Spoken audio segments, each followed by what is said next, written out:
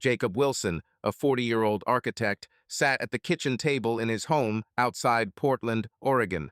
Outside, a typical June rain was drizzling, the drops pattering softly against the glass.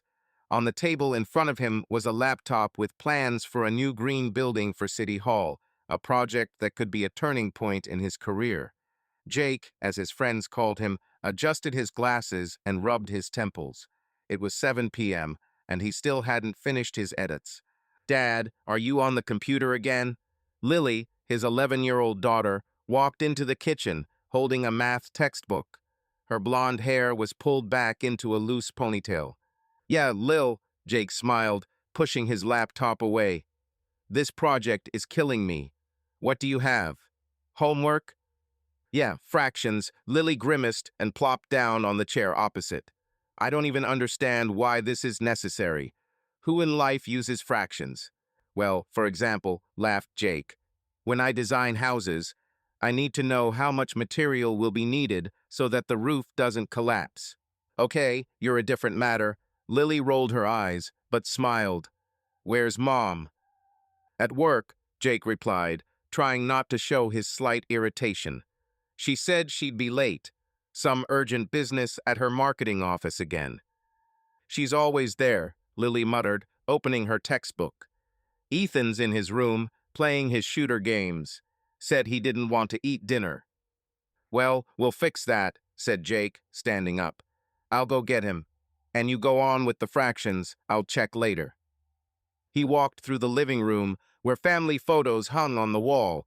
Him, Abby, Lily, and Ethan on the beach at Cannon Beach, all smiling despite the wind and the cold ocean. Jake paused for a second, looking at the picture. Things were simpler then, he thought, then quickly dismissed the thought. Things are fine now, Abby just works a lot. He walked up the stairs and knocked on Ethan's door. The sounds of gunshots and voices coming from headphones could be heard from inside. "Ethan, are you there?" Jake called. "Yeah, Dad," 9-year-old Ethan replied, not looking up from the screen. "A little busy finishing off the boss." "Dinner's in 10 minutes, Jake said, opening the door. "And turn off that war already, you'll ruin your eyes." "Oh, come on, I'm fine." Ethan turned around, grinning, his dark hair sticking out in all directions. "Shall we order pizza?" "We'll see," Jake shook his head. "Come on down, okay? And tell Lily not to whine about math."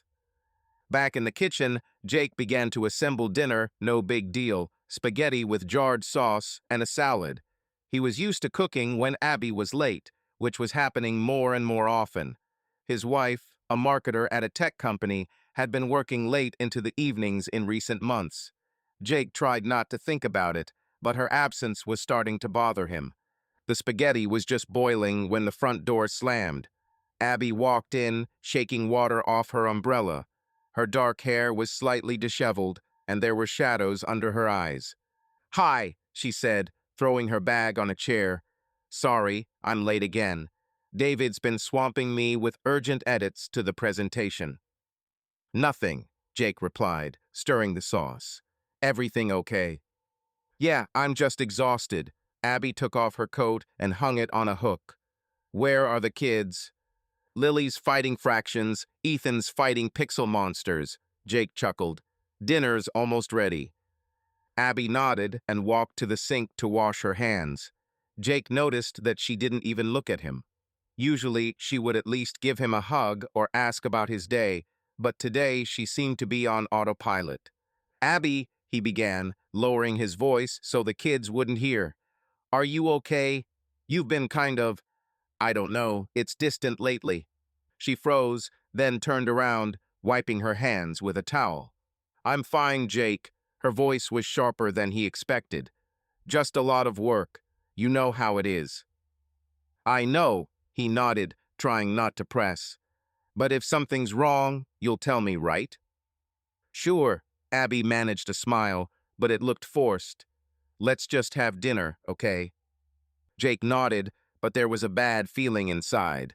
He wanted to believe it was just fatigue, but something about her behavior bothered him. "Mom, you're home." Lily ran into the kitchen and hugged Abby. "I thought you were up until midnight again." No, earlier today, Abby patted her daughter on the head. How's your math? It's awful, Lily grimaced.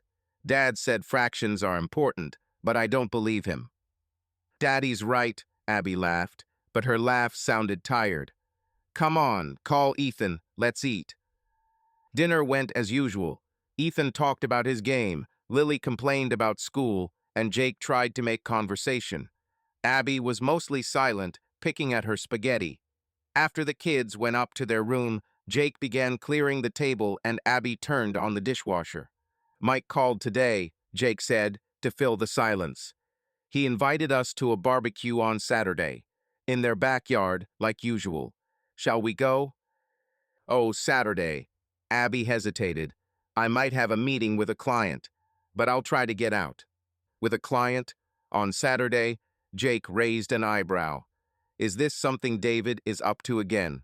Yeah, he wants to close the deal by Monday, Abby said without looking at him. But I'll talk to him and see if we can reschedule. That would be great, Jake said. The kids love Mike's, and Kate's been asking about you. Okay, I'll try, Abby nodded and quickly added, I'll go take a shower, it's been a long day. She went upstairs, and Jake stood at the sink, looking at the empty kitchen. He couldn't shake the feeling that Abby was holding something back. But he pushed it away. Marriage wasn't perfect. Everyone had rough patches. The next day, the rain had stopped, and Portland greeted the morning with gray but dry skies. Jake was sitting in his downtown office, discussing the project with his colleague Sarah, who was in charge of engineering calculations. Jake, if we're going to stay within City Hall's budget, we need to revisit the materials, Sarah said, holding up a spreadsheet on the screen. This composite costs as much as half my house. I agree, but it's for LEED certification, Jake replied, rubbing his chin. Maybe we can find something cheaper that performs just as well? I'll try, Sarah nodded. By the way, you look tired. Is everything okay? Yeah, just a lot of things, Jake shrugged. The project, the family, you know how it is. Oh yeah, Sarah laughed. My husband spent 2 hours yesterday whining about me coming home late. How are things with you and Abby? It's fine, Jake said, but his voice sounded unsure. She works hard, that's all. Sarah nodded but didn't press the issue. Jake was grateful he didn't want to discuss his doubts with his colleagues. At lunch, he met Michael Reynolds at a nearby cafe. Mike, his best friend since college, was a tall, slightly overweight guy with a beard and perpetually unkempt hair. His brewery, Green Hops, had become a local landmark, and Mike was proud of his business. So, man, ready for the barbecue? Mike asked, taking a bite of his sandwich. Kate's already planning the menu like a general before a battle. Ha, sounds like Kate, Jake smiled. We'll be there, but Abby might be busy. She has some urgent business there. Again, Mike raised an eyebrow. It's like she's been living at work lately. Is everything okay with you? Yeah, it's fine, Jake replied, but his tone was unconvincing. It's just that her boss, David, has been burying her in projects. David, huh? Mike chuckled. I heard he's quite the workaholic. Well, tell her to get out. Owen's already asking when Lily and Ethan are coming. I'll pass it on, Jake nodded. And how are things with you and Kate? The usual, Mike shrugged. She's always busy with her schoolchildren, and I'm at the brewery, but we manage. The main thing is that Owen doesn't set the house on fire while he's playing chemist. Jake laughed, but his mind was elsewhere. Mike, noticing this, clapped him on the shoulder. Relax, Jake. Come over on Saturday, have a beer, grill some steaks. Everything will be okay. I hope so, Jake said, forcing a smile. It was a warm Saturday, rare for Portland. Mike and Kate's Mount Tabor home was decked out in lights, and a grill was already smoking in the yard. Lily and Ethan immediately ran off to play with Mike and Kate's son Owen, while Jake helped set up tables. Abby finally showed up, but she was an hour late. She looked tired, wearing jeans and a sweater, holding her phone. Sorry, she said, walking up to Kate. Work, you know. It's okay, the main thing is that you're here, Kate smiled, hugging her. Go get some lemonade, relax. Jake watched Abby as she talked to Kate. She was smiling, joking, but something about her movements seemed unnatural. He approached her with a bottle of beer. I'm glad you got out, he said. The kids are already running around with Owen. Yeah, I see, Abby nodded, looking at Lily, who was laughing and running around the yard. It's a nice day. Yeah, Jake took a sip of beer. Maybe we should stay longer. It's been a while since we've had a family vacation. We'll see, Abby replied, looking at her phone. I might need to. Reply to a couple of emails. Abby, it's Saturday, Jake said, trying not to sound annoyed. Give work a rest. I know, she sighed and put the phone away. Okay, I'm here. Let's have fun. But Abby wasn't with him all evening. She was chatting with Kate, helping with the salads, laughing with Mike at his beer jokes, but Jake felt like she was somewhere else.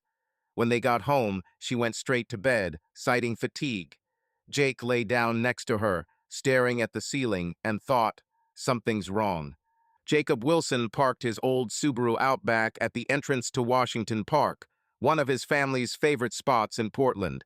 It was Sunday morning, and the sky, miraculously free of rain, promised a few hours of sun. Jake pulled out a bag of sandwiches, bottles of water, and the soccer ball Ethan had insisted on bringing. Lily and Ethan were already out of the car, arguing over who could get to the playground first. Hey, don't run away, Jake shouted, closing the trunk. We're waiting for Mom. She'll be out soon. Abby was sitting in the front seat, checking something on her phone. She looked like she hadn't slept all night, with dark circles under her eyes and her hair pulled back into a messy bun. Jake tapped the window, and she looked up, startled. Are you coming? He asked, trying to sound casual. Yeah, just a second, Abby said, tucking her phone into her jeans pocket. She stepped out of the car, pulling on a gray sweatshirt with her company logo on it. Jake noticed that she didn't even smile. She had been like that lately, distant, like her mind was somewhere else. He wanted to ask what was going on, but the kids were already pulling him toward the park. Dad, let's go already. Ethan was jumping up and down, holding the ball. You promised to play. Coming, laughed Jake, shouldering his bag. Lily, are you coming with us, or are you going to read your book? Lily shrugged, hugging her tablet with an e-book. Maybe later, she said. I want to sit by the pond. Okay, but don't go too far, Jake said, looking at Abby. Are you with us, or? I'll go for a walk with Lily, Abby replied, adjusting her backpack. I need to get some fresh air. They parted ways, Jake and Ethan heading toward the grassy field, and Abby and Lily toward the benches by the small pond surrounded by pine trees. Jake watched them go, feeling a little uneasy. Abby had always loved playing soccer with Ethan, but she wasn't in the mood today. Dad, come on! Ethan kicked the ball, and Jake, throwing his thoughts aside, ran after it.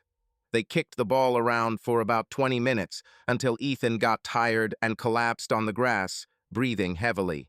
You're a weakling, Dad, he grinned, wiping sweat from his forehead. I beat you. Dream on, laughed Jake, sitting down next to him.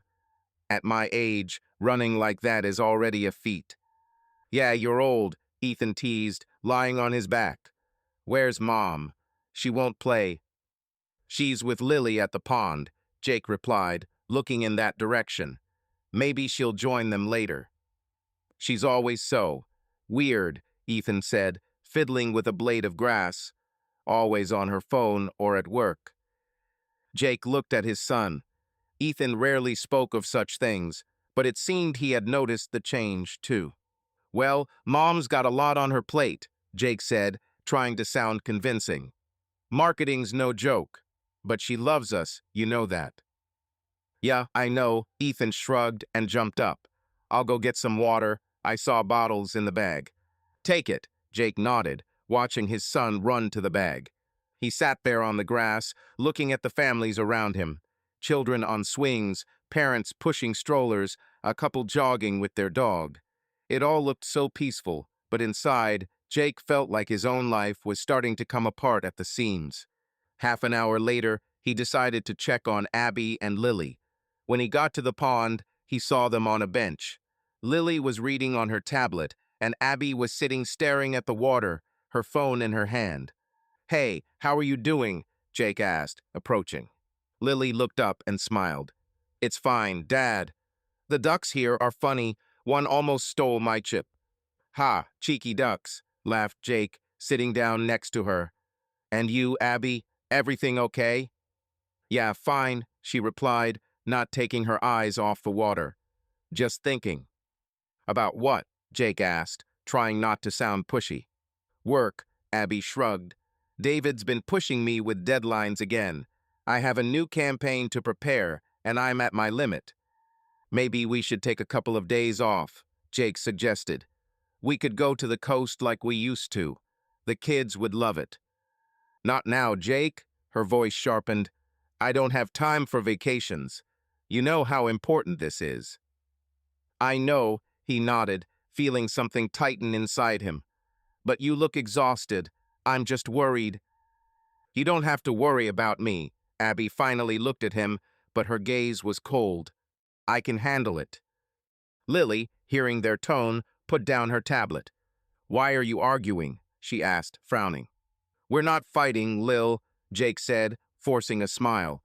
"We're just talking about grown-up things." "Yeah, sounds like a fight." Lily crossed her arms. "Mom, are you talking about work again? You always do." "Lily, don't start," Abby said, rubbing her forehead. "Work is what pays for your tablet, by the way." "So what?" Lily muttered. "I wish you were home like before." Abby opened her mouth to respond, but fell silent as if she had nothing to say. Jake decided to defuse the situation. "Okay, enough about work," he said. "Who wants ice cream? I saw a van at the entrance to the park." "Me," Lily perked up, jumping up from the bench. "Chocolate, and I'll have vanilla," Ethan shouted, running up to them with a bottle of water. "Mom, are you taking it?" "No, I'm out," Abby said, standing up. "I'll come with you, but I have a letter to answer." "Seriously?" Jake looked at her. "We're in the park, Abby. Maybe you could forget about the mail for 5 minutes." "It's important, Jake." She pulled out her phone, already typing something. "2 minutes, and I'll be with you." He shook his head, but said nothing. They walked toward the ice cream truck, Lily and Ethan in front, and Abby trailing behind, her head glued to the screen. Jake could feel the distance between them growing, but he didn't know how to stop it. The van was crowded, and while the kids stood in line, Jake went to a bench to collect his thoughts. Lily caught up with him, holding an ice cream. "Dad, can I ask you something?" she said, sitting down next to him. "Sure." Jake looked at her. "What is it?" "You and Mom. Are you okay?" Lily licked her ice cream, but her eyes were serious. "You're always kind of tense." Jake sighed. He didn't want to lie, but he didn't want to scare her either. "We're fine, Lil," he said, choosing his words carefully. "Mom's got a lot of work to do right now, and I've got this project for the mayor's office. Sometimes grown-ups get tired, that's all." "But you never said that before," Lily frowned. "Mom's always on the phone, and it's like you're trying to cheer her up, but she doesn't want to." Jake felt his heart clench. Lily was far too observant for her age. "Look," he said, putting his hand on her shoulder. "Mom and I love each other, and we love you and Ethan too. There are tough days, but we'll figure it out. Okay?" "Okay," Lily nodded, but she looked unconvinced. "Just don't fight, okay?" "We won't," Jake promised, although he didn't believe it himself. Ethan ran up, waving his ice cream. "Dad, Lily, look, I got a double portion," he boasted. "Mom, where are you?" Abby stood to the side, still holding her phone. She looked up and smiled. "Here I am," she said, coming over. "Wow, Ethan, is that a whole mountain of ice cream?" "Yeah," he grinned. "Want a piece?" "No, I'm on a diet," Abby laughed, but her laugh sounded forced. Jake looked at her, trying to figure out what had changed. She was still Abby, his wife, the mother of his children, but she was also somehow alien. He remembered how they used to spend their weekends, picnics, walks, laughter. Now it all seemed distant. "Shall we go home?" he suggested when the children had finished their ice cream. "Ethan, maybe we should watch a movie tonight." "Cool," Ethan jumped. "Something with superheroes." "I'm all for it," Lily said. "But no stupid jokes like last time." Abby nodded, but Jake noticed she was checking her phone again. "Abby, are you with us?" he asked as they walked to the car. "Yeah, sure," she said, but her eyes were glued to the screen. "I just have to finish something." Jake said nothing. In the car, the kids chatted about school and movies, but there was silence between him and Abby. When they got home, Abby went straight to her office, citing an urgent call. Jake busied himself with dinner, but his thoughts wouldn't let go. Something was wrong, and he couldn't pretend it was okay anymore. Later, when the children had gone to bed, he knocked on the office door. "Abby, can I come in?" he asked, peering inside. She was sitting at the table in front of the laptop, but the screen was blank. "Yes, come in," she said, closing the laptop. "What?" "I just wanted to talk." Jake sat down on the edge of the table. "You've been kind of off all day. What's going on?" "It's okay, Jake," she sighed, leaning back in her chair. "I told you work. David demands everything be perfect, and I don't have time." "It's not just about work," he said, looking into her eyes. "You're avoiding me. And the kids, too. Lily asked today if everything was okay with us." Abby frowned but didn't answer. She stood up and began stacking papers on the table. "Lily thinks too much," she finally said. "I'm just tired. Give me a few days and everything will be fine." A couple of days, Jake felt irritation rising inside him. "Abby, this has been going on for months. You won't talk to me, won't look at me. What am I supposed to think?" "Think I'm trying to hold on to my career," she snapped. "It's not all about you, Jake." He froze, struck by her tone. They rarely argued, but now her words cut like a knife. "Okay," he said quietly. "I don't want to argue. Just, if something's wrong, tell me. We're a team, aren't we?" "Yes, team," Abby nodded, but her voice was empty. "I'm going to bed. It's early morning." Jacob Wilson pulled up to Mike's Green Hops on a Friday afternoon, just as the sun was breaking through the clouds. Portland was coming alive for its annual craft beer festival, and the area around the brewery was already buzzing with workers setting up tents, musicians setting up equipment, and volunteers hauling cases of bottles. Jake pulled up next to a food truck and pulled out a box of banners from the back that he'd promised to help hang. "Dad, this is gonna be awesome." Ethan jumped out of the car, waving his baseball cap. Owen said, "There's a water gun range." "Yeah, just don't get wet from head to toe," Jake chuckled, looking at his son. "Lily, are you coming, or are you on your tablet again?" Lily, who was sitting in the back seat, looked up from the screen and rolled her eyes. "I'm coming, Dad, but if it's boring there, I'll find a corner and read." "Fair enough," Jake said, opening the door for Abby. "Are you ready for a crowd of hipsters and beer beards?" Abby stepped out of the car, adjusting her denim jacket. She looked better than she had in days, but she still held her phone in her hand like it was glued to her. "I'm ready," she replied with a slight smile. "Mike said there'd be a record number of visitors this year. I helped with the advertising, so I hope it all pays off." "Well, if you're in it, it'll definitely pay off," Jake said, trying to encourage her. "Let's go find Mike. He's probably yelling at everyone by now." They walked through the brewery's main entrance, where a crowd was already gathering. The smell of hops and grilled burgers hung in the air, and indie music blared from the speakers. The kids immediately ran off to find Mike and Kate's son Owen, while Jake and Abby headed to the front desk, where Mike was giving instructions to the volunteers. "Jake, you're my savior." Mike, wearing his signature brewery t-shirt, clapped his friend on the shoulder. "Did you bring the banners?" "Right here." Jake picked up the box. "Where should I hang it?" "Over there, above the main stage." Mike pointed. And if you can, help with the speaker cables. Our tech seems to be taking the day off. Really? Jake shook his head. Okay, we'll figure it out. Abby, are you coming or? I'll talk to the social media guys, Abby said, pulling out her phone.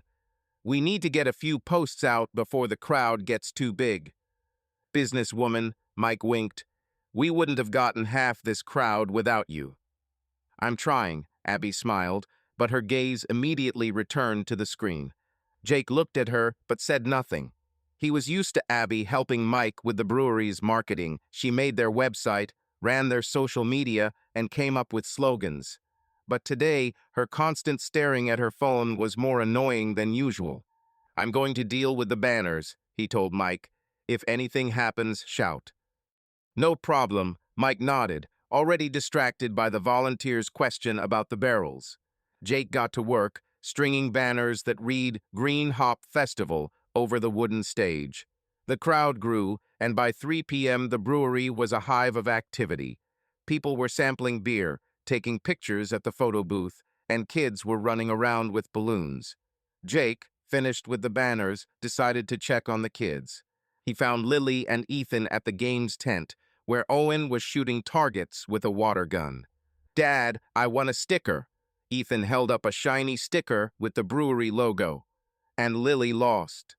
I didn't even try, Lily snorted, holding up a bottle of lemonade. It's for babies. Yeah, you're just afraid of losing, Owen teased, smirking. Dad, tell her she sucks. Hey, easy, Jake laughed. Lily, want some more lemonade? Or a burger? A burger, Lily perked up. But no onions, otherwise it stinks. Agreed, Jake nodded. Stay here, I'll be back soon. He headed toward the food trucks, but on his way he spotted Abby and Mike standing at one of the booths. They were standing a little to the side, talking quietly. Abby was holding her phone, but not looking at it, and Mike was leaning closer, as if he didn't want to be overheard. Jake paused, frowning. They worked together often, but something about their postures was odd. He shook his head, pushing the thought away. It was just a job, he told himself. Abby was helping with advertising, that's all. Jake, where have you been? Mike's wife, Kate, appeared next to him, holding a tray of French fries. Her blonde hair was pulled back into a high ponytail, and she had a smile on her face. Oh, Kate, hi, Jake smiled. Just looking for food for the kids. How do you deal with this chaos?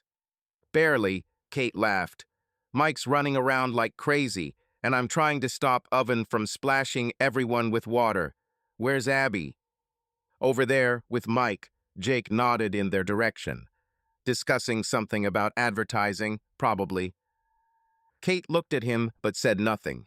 Instead, she held out the tray. Do you want fries? Fresh, straight from the fryer. I wouldn't refuse. Jake took a couple of potatoes. Listen, the festival is really cool. Mike is great. Yeah, he's in his element, Kate nodded. But I'm already dreaming of a couch and silence. I'll go find Owen before he starts a flood. Good luck, Jake laughed, watching her go. He bought burgers for the kids and headed back to the game stand. Lily and Ethan were digging into their food, and Owen had run off to play another game. Jake sat on a bench nearby, watching the crowd. The festival was in full swing. The music was blaring, people were laughing, the smell of beer and food mingled with the warm air. But inside, Jake felt strange, like he was watching everything from the outside. Dad, can we go to the shooting range again? Ethan asked, wiping ketchup off his chin. Let's do it in half an hour, Jake said. Finish up and give your stomach a rest. Okay, Ethan shrugged and ran to Lily, who was scrolling through something on her phone. Jake decided to find Abby. He walked around the main area, but she was nowhere to be found. Mike was nowhere to be found. Finally, he spotted them at the back of the brewery, near the cargo entrance. They were talking again, and this time Abby looked worried. She was saying something quickly, and Mike was shaking his head, as if he disagreed. Jake froze, unsure whether to approach her or not. His heart began to beat faster. What were they discussing? Why so secretive? Hey, Jake. The volunteer's voice pulled him out of his thoughts. A guy in a bright vest was waving at him. "We need help with the boxes. Can you jump up?" "Oh yeah, right now," Jake replied, glancing again at Abby and Mike. They didn't notice him, continuing to talk. He went to help with the boxes, but his mind was spinning around what he'd seen. "It's just a job," he told himself. "Abby does advertising, Mike is her client." But why did he feel like something was wrong? By 6 p.m., the festival was in full swing. Bands were playing old-time rock covers on stage, people were dancing, and kids were running around with cotton candy. Jake found Abby at the beer stand, taking photos of the pints for social media. "Cool photos?" he asked, approaching. "I hope so," Abby replied, still glued to her phone. "We need to get some views on the posts." "You've been on your feet all day," Jake said. "Why don't you grab a beer and sit with us? The kids are over there with Owen, showing off their stickers." "Soon," Abby nodded. "A couple more things to do, and I'll be free." "Okay," Jake shrugged, but inside he felt a twinge of irritation. "I'll be with the kids, if anything." He turned back to Lily and Ethan, who were now playing ring toss. Lily hit the target and screamed with joy. "See, Dad? I'm cool," she shouted. "You bet." Jake gave a thumbs up. "Ethan, learn from your sister." "PFFT, I'm better," Ethan muttered, throwing the ring and missing. Jake laughed, but his gaze kept returning to Abby. She was standing with Mike at the front of the stage now, showing him something on her phone. They looked like normal people, colleagues discussing work. But Jake couldn't get their conversation at the cargo entrance out of his head. "Dad, why are you so thoughtful?" Lily came up, holding the bracelet she had won. "Nothing," Jake forced a smile. "Just tired. The festival is no joke." "Yeah, but it's fun," Lily looked at the stage. "Call Mom, let her dance with us." "I'll try," Jake said, standing up. "Keep an eye on Ethan, okay?" He walked up to Abby and Mike, who were still standing by the stage. "Hey, guys," he said, trying to sound light. "Lily's asking us to dance. Abby, are you coming?" "Oh, I don't dance," Abby laughed, but her laugh was strained. "Mike, what do you think?" "I pass." Mike raised his hands. "I have 2 left feet. Jake, save the family honor." "Well, someone has to," Jake said, looking at Abby. "Come on, Lily's waiting." "Okay, 5 minutes." Abby put her phone away. "But if I step on your foot, don't complain." They walked toward the kids, and Jake took Lily's hand as the music blared. Ethan jumped around, miming a dance. Abby was smiling, but Jake could tell she wasn't into it. Her eyes kept drifting to the phone in her pocket. As the music changed to a slower pace, Jake turned to Abby. "Shall we dance?" he asked, holding out his hand. "Jake, I'm not in the mood." She shook her head. "Let's just sit." "Okay," he said, hiding his disappointment. "I'll go find Kate. Maybe she knows where the kids hid the cotton candy." Abby nodded and walked over to the benches, taking out her phone again. The Green Hops Craft Beer Festival was in full swing. Portland was buzzing with crowds milling between booths sampling ales and stouts, kids squealing around play areas, and music from the main stage drowning out conversation. Jacob Wilson, wiping sweat from his brow after another run with crates, stopped at a food truck to buy a bottle of water. It was 7 p.m., and the sun was already setting, painting the sky orange. "Dad, where have you been?" Lily ran up, holding the bracelet she'd won in the ring toss. "Ethan and I want to go to the shooting range again." "Give me 5 minutes, Lil," Jake smiled, unscrewing the bottle cap. "I was just hauling boxes for Mike. Where's Ethan?" "With Owen, they're shooting water pistols again." Lily rolled her eyes. "He's all wet as a duck." "Ha, not surprised." Jake took a sip of water. "And where's Mom?" "I don't know," Lily shrugged. "I think she's with Uncle Mike on the stage. They're always talking about something." "Yeah, advertising," Jake nodded, though his voice sounded uncertain. "Okay, go to Ethan. I'll find you." Lily ran off, and Jake headed toward the main stage, where a band was playing some kind of folk rock. He looked around for Abby, but she wasn't there. Neither was Mike. It was weird, he thought.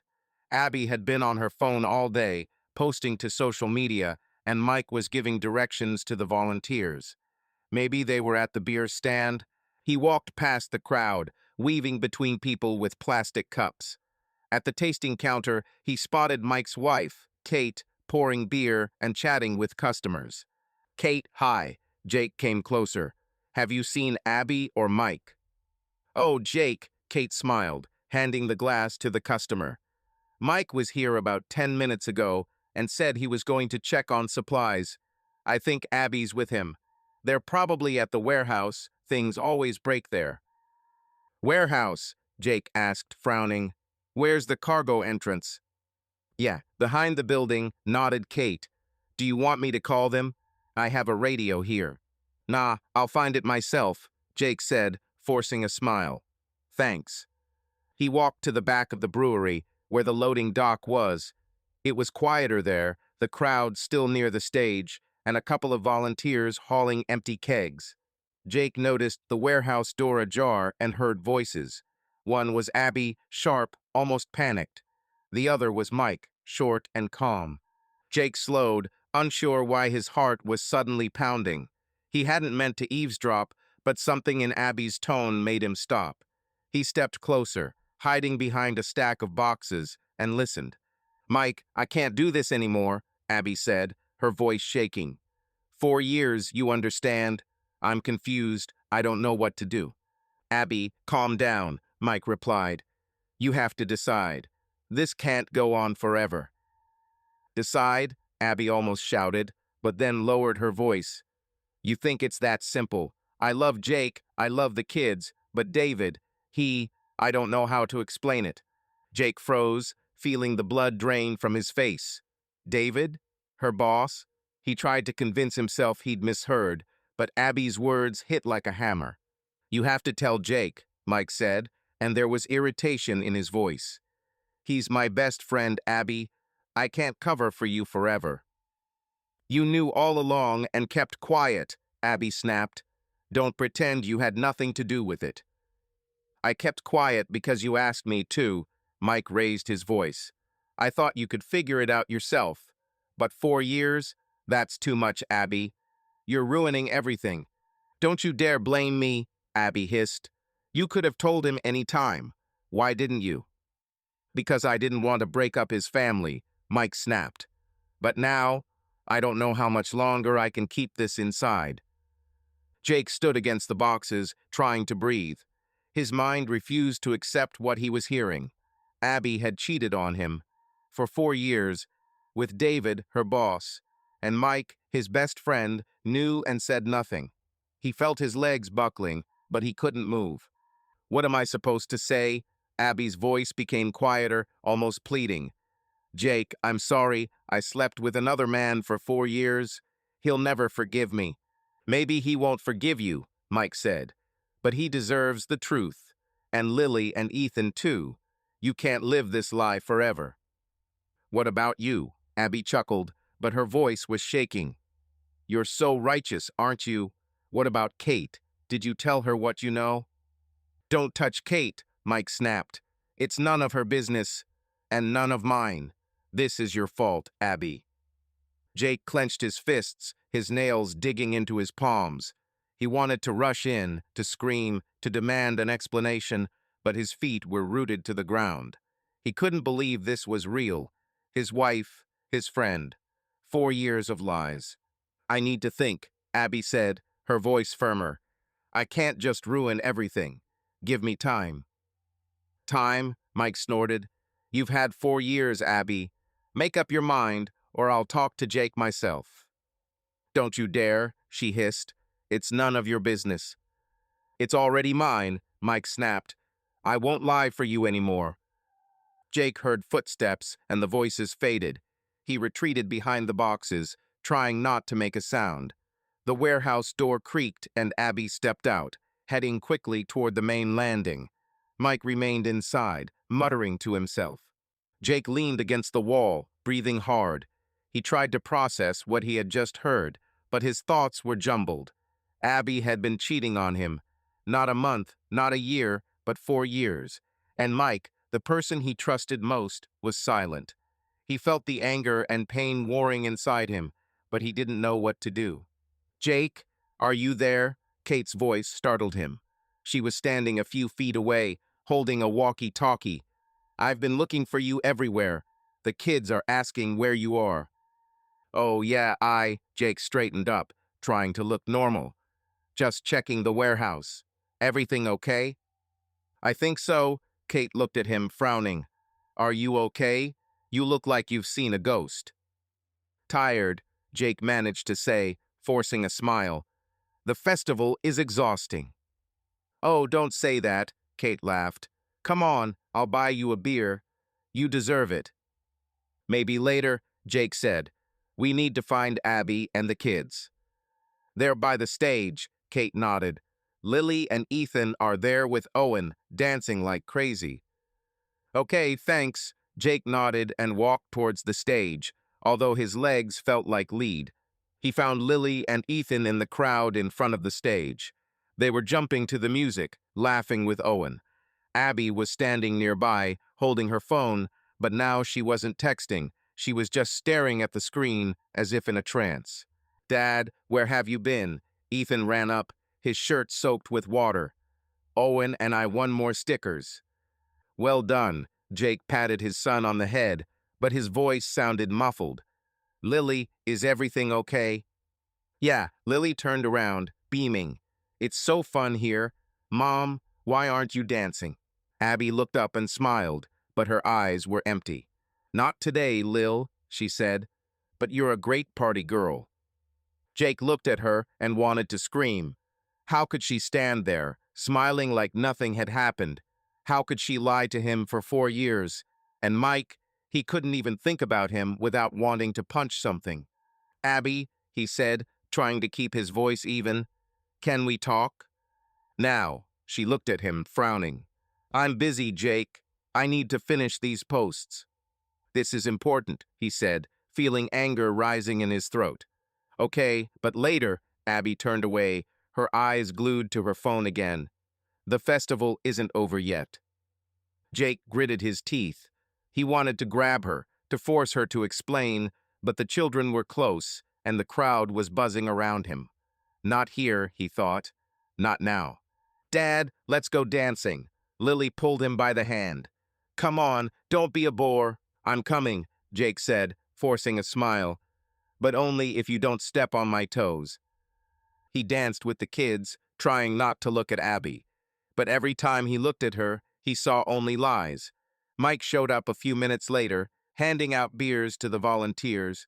He caught Jake's eye and nodded as if nothing had happened.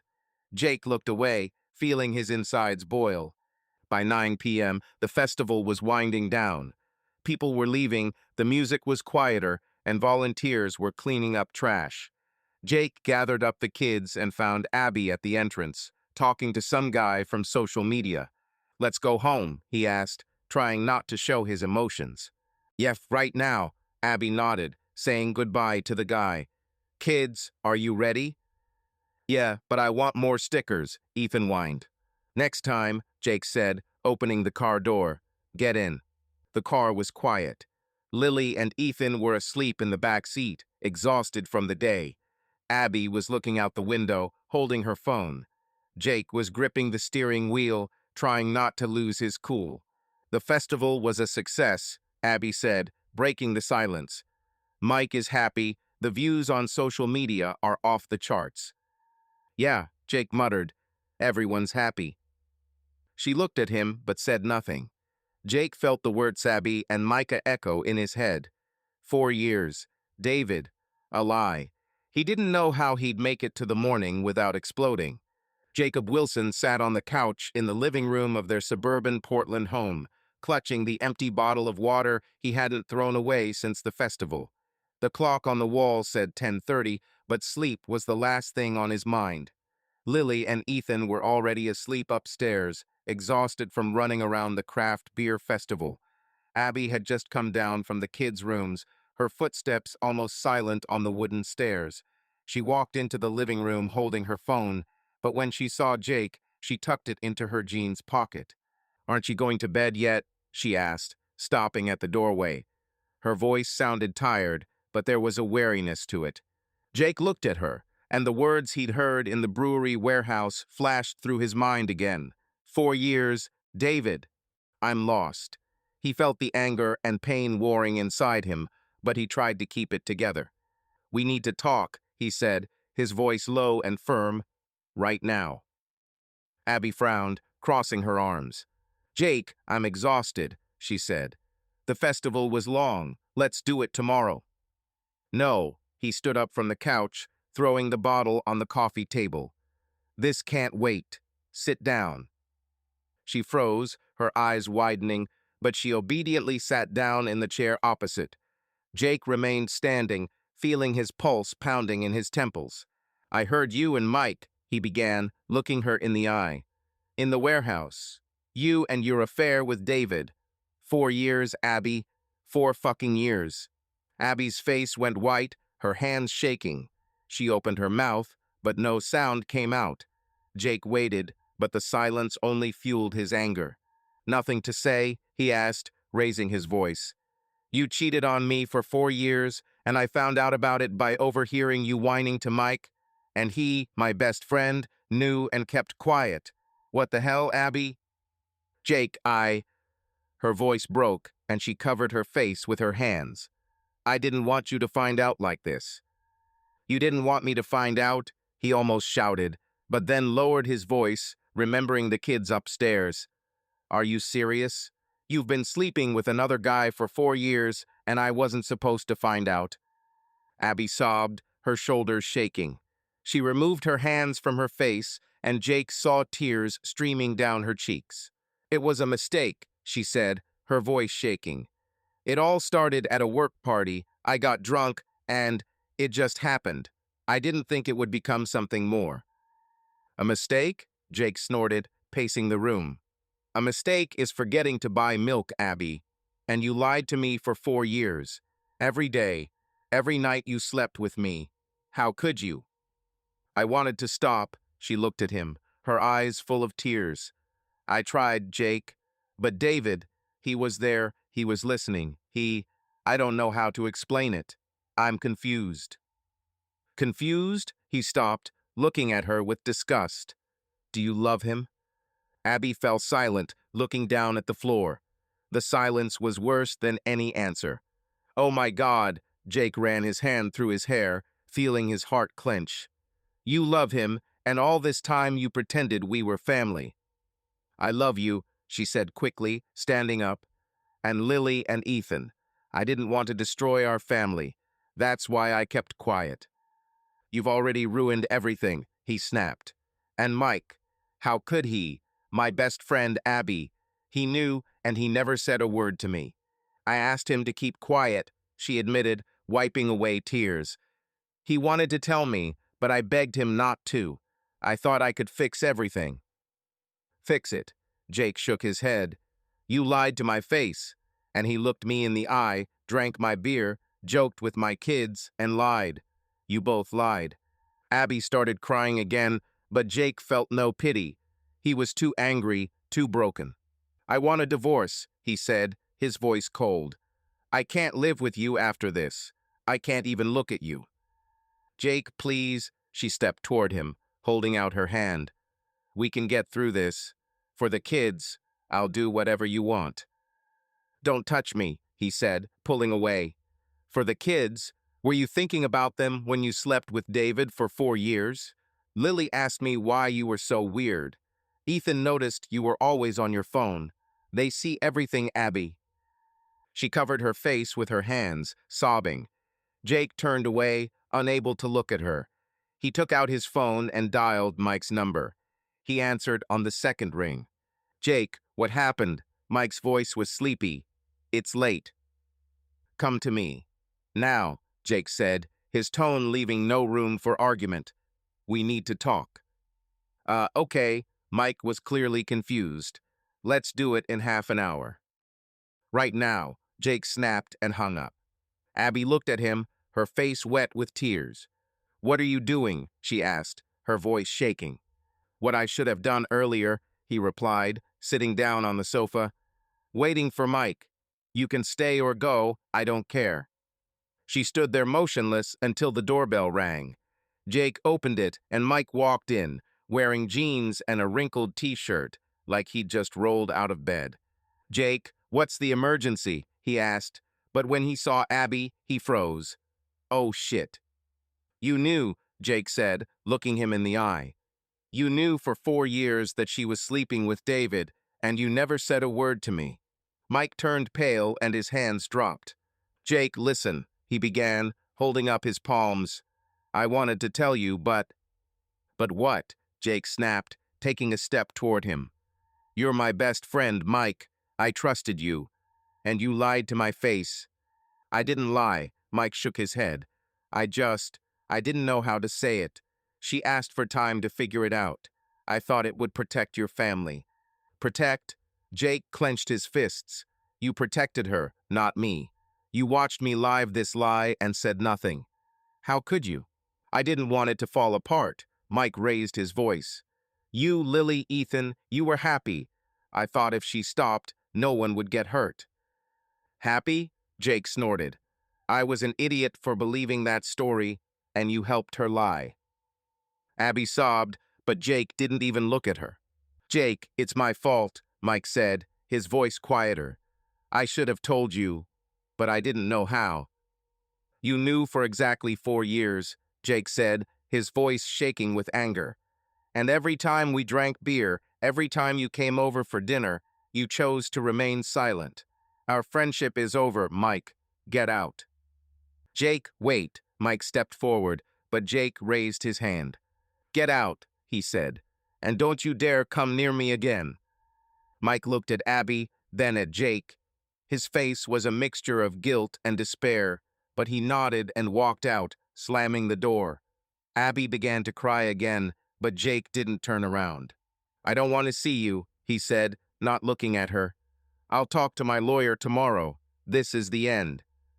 "Jake, please," she stood up, her voice hoarse. "Give me a chance. I'll do anything to fix this." "Fix it." He turned, his eyes blazing. "You destroyed our family, you and Mike. There is no fix it."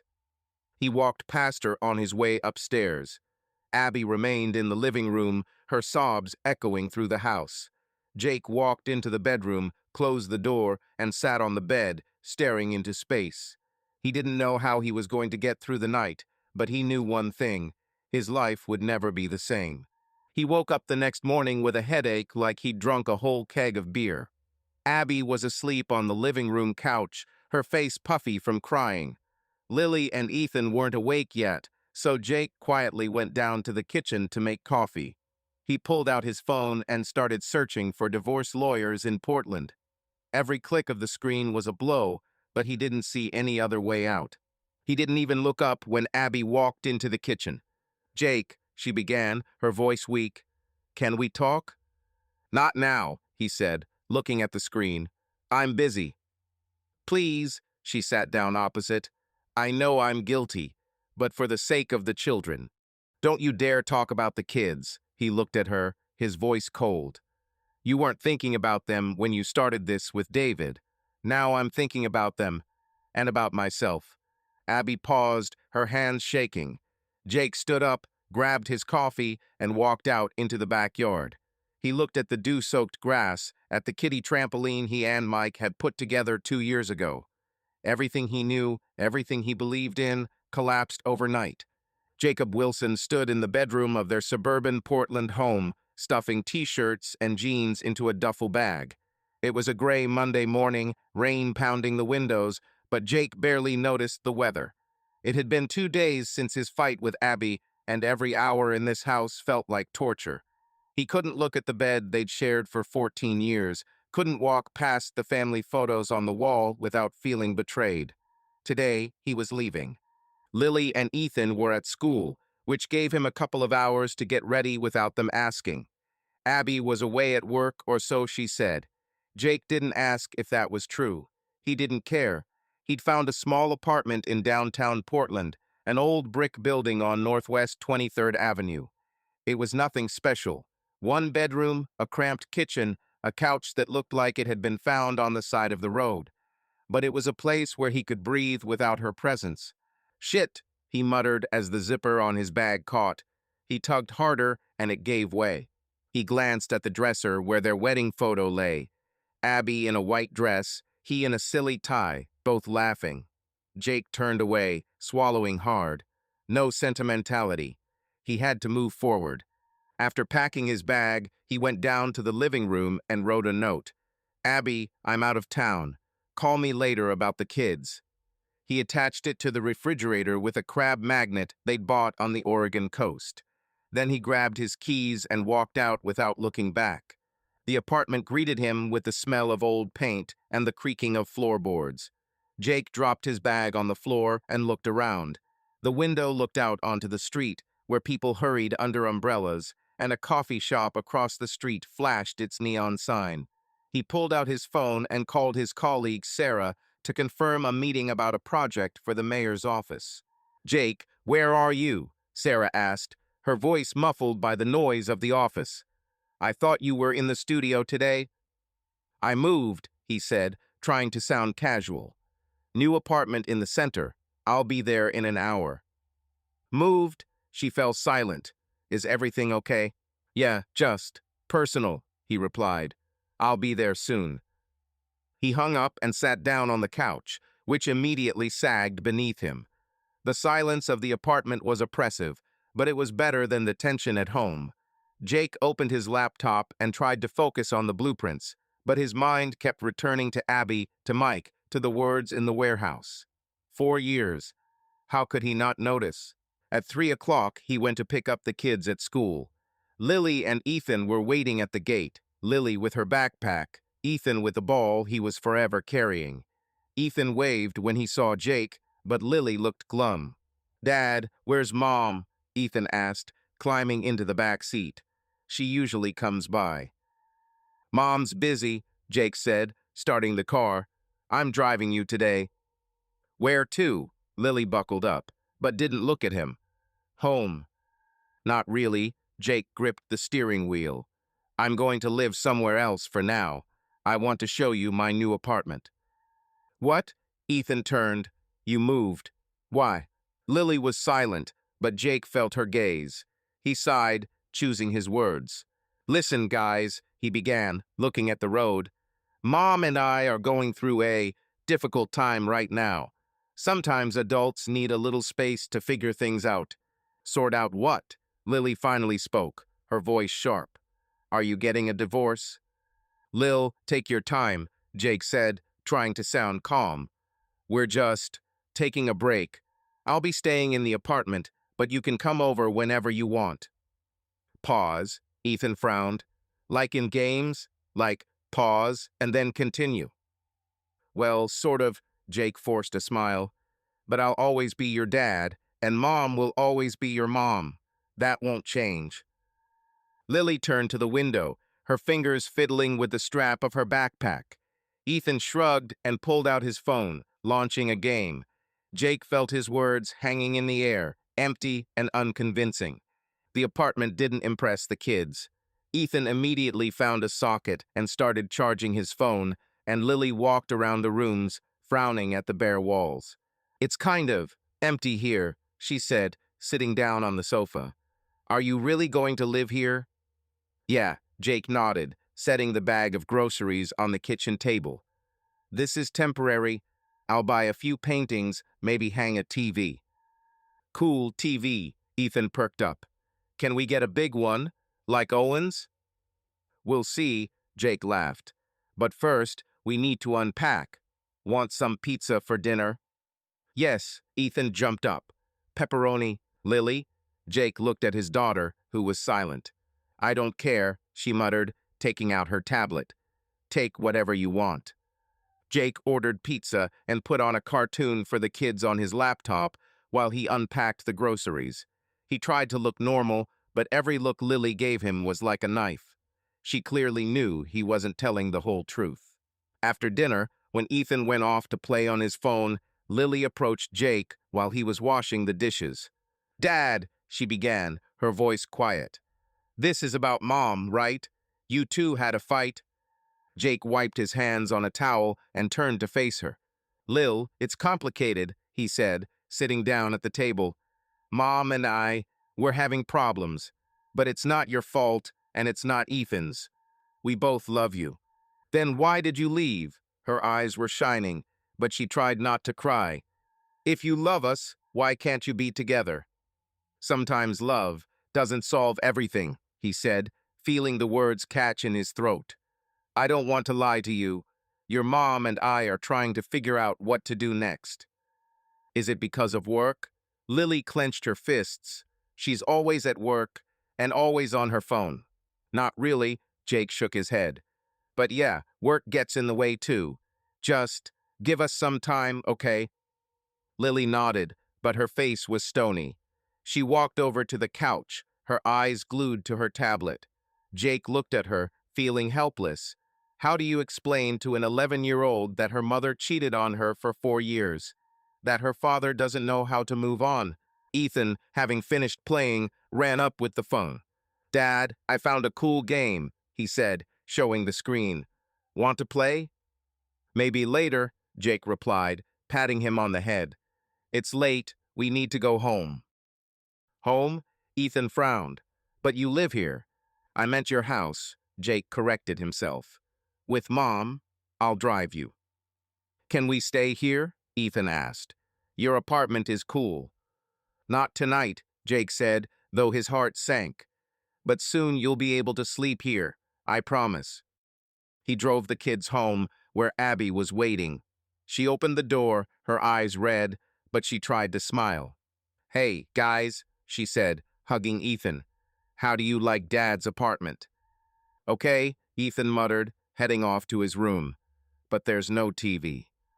Lily walked past without looking at her mother and went up to her room. Abby looked at Jake, her face full of pain. Jake, she began, but he raised his hand. Not now, he said. I'll talk to you tomorrow, about the kids and the rest.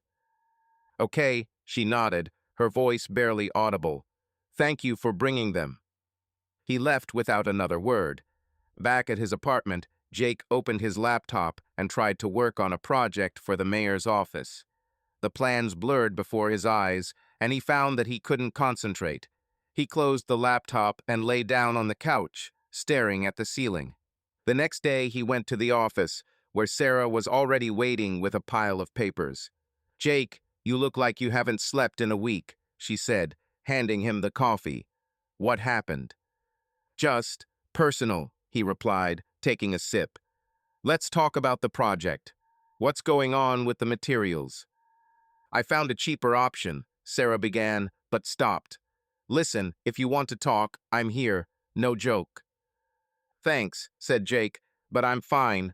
Let's get to work.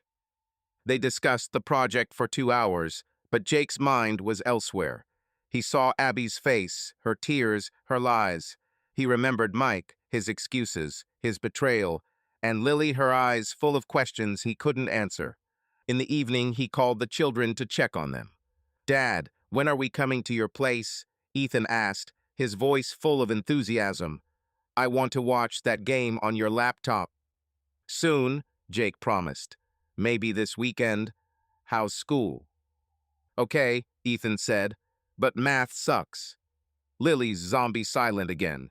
Give her the phone, Jake said, feeling a pang of guilt. Dad, Lily's voice was quiet. Are you coming home? He hesitated. I'm here for now, but you and Ethan are my main people. I'll always be here. Okay, she said, but her tone was empty. Good night. Calm down, he replied, and the line went dead. Jake put his phone down and cracked open the beer he'd bought on the way. He took a sip, but it tasted bitter. He didn't know how to move on, but he knew he had to be strong for Lily and Ethan. They deserved a father who wouldn't break, even if his world was in ruins. Jacob Wilson sat in the corner of the Bean and Brew on Northwest 23rd Avenue, a stone's throw from his new apartment in downtown Portland. It was Wednesday morning, and rain was pouring down on the city again, streaking the windows. Jake sipped his black coffee and stared at his laptop, where he had the blueprints for the City Hall project open.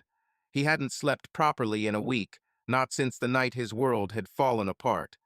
Abby's face, her tears, Mike's words in the warehouse, they all played in his head like a broken record. The coffee shop was half empty. A couple of students were tapping away at their keyboards, the barista was wiping down the counter, and some indie rock was playing softly over the speakers. Jake tried to concentrate on his work, but the numbers and lines were blurry. He leaned back in his chair, rubbing his eyes, when the door rang and Kate Reynolds walked in. Jake, Kate paused, holding a dripping umbrella. Her blonde hair was slightly disheveled, and she held a paper cup. "I didn't expect to see you here." "Hey, Kate," Jake looked up, forcing a smile. "Just working. What are you doing here?" "I just popped in for coffee before school," she said, coming up to his table. "We're having a parent-teacher conference, and I can't survive without caffeine. Can I sit down?" "Sure," Jake nodded, closing his laptop. "How are you?" Kate sat down opposite him, setting her glass down on the table. She looked at him, her blue eyes narrowing. "I'm fine," she said, "but you look like you've been run over by a truck. What happened?" Jake shrugged, taking a sip of coffee. He didn't want to dump his problems on Kate, but her direct gaze made silence difficult. "Just a lot of things," he said, looking at the table. "A project, a move, you know how it is." "Moving." Kate raised an eyebrow. "You moved? When?" "A couple of days ago," he answered, trying to sound casual. "I rented an apartment here in the center. Needed a change of scenery." Kate frowned, her fingers tapping against her cup. "Change of scenery?" she asked. "Jake, this isn't like you. What's going on? Problems with Abby?" He hesitated, feeling the words escaping him. Kate had been more than just Mike's wife. She had been a friend, a good listener. But talking about Abby and Mike's betrayal was like opening Pandora's box. "Yes, problems," he finally said, his voice quieter. "Big problems." Kate leaned closer, her face turning serious. "Tell me," she said. "I'm not leaving until you tell me.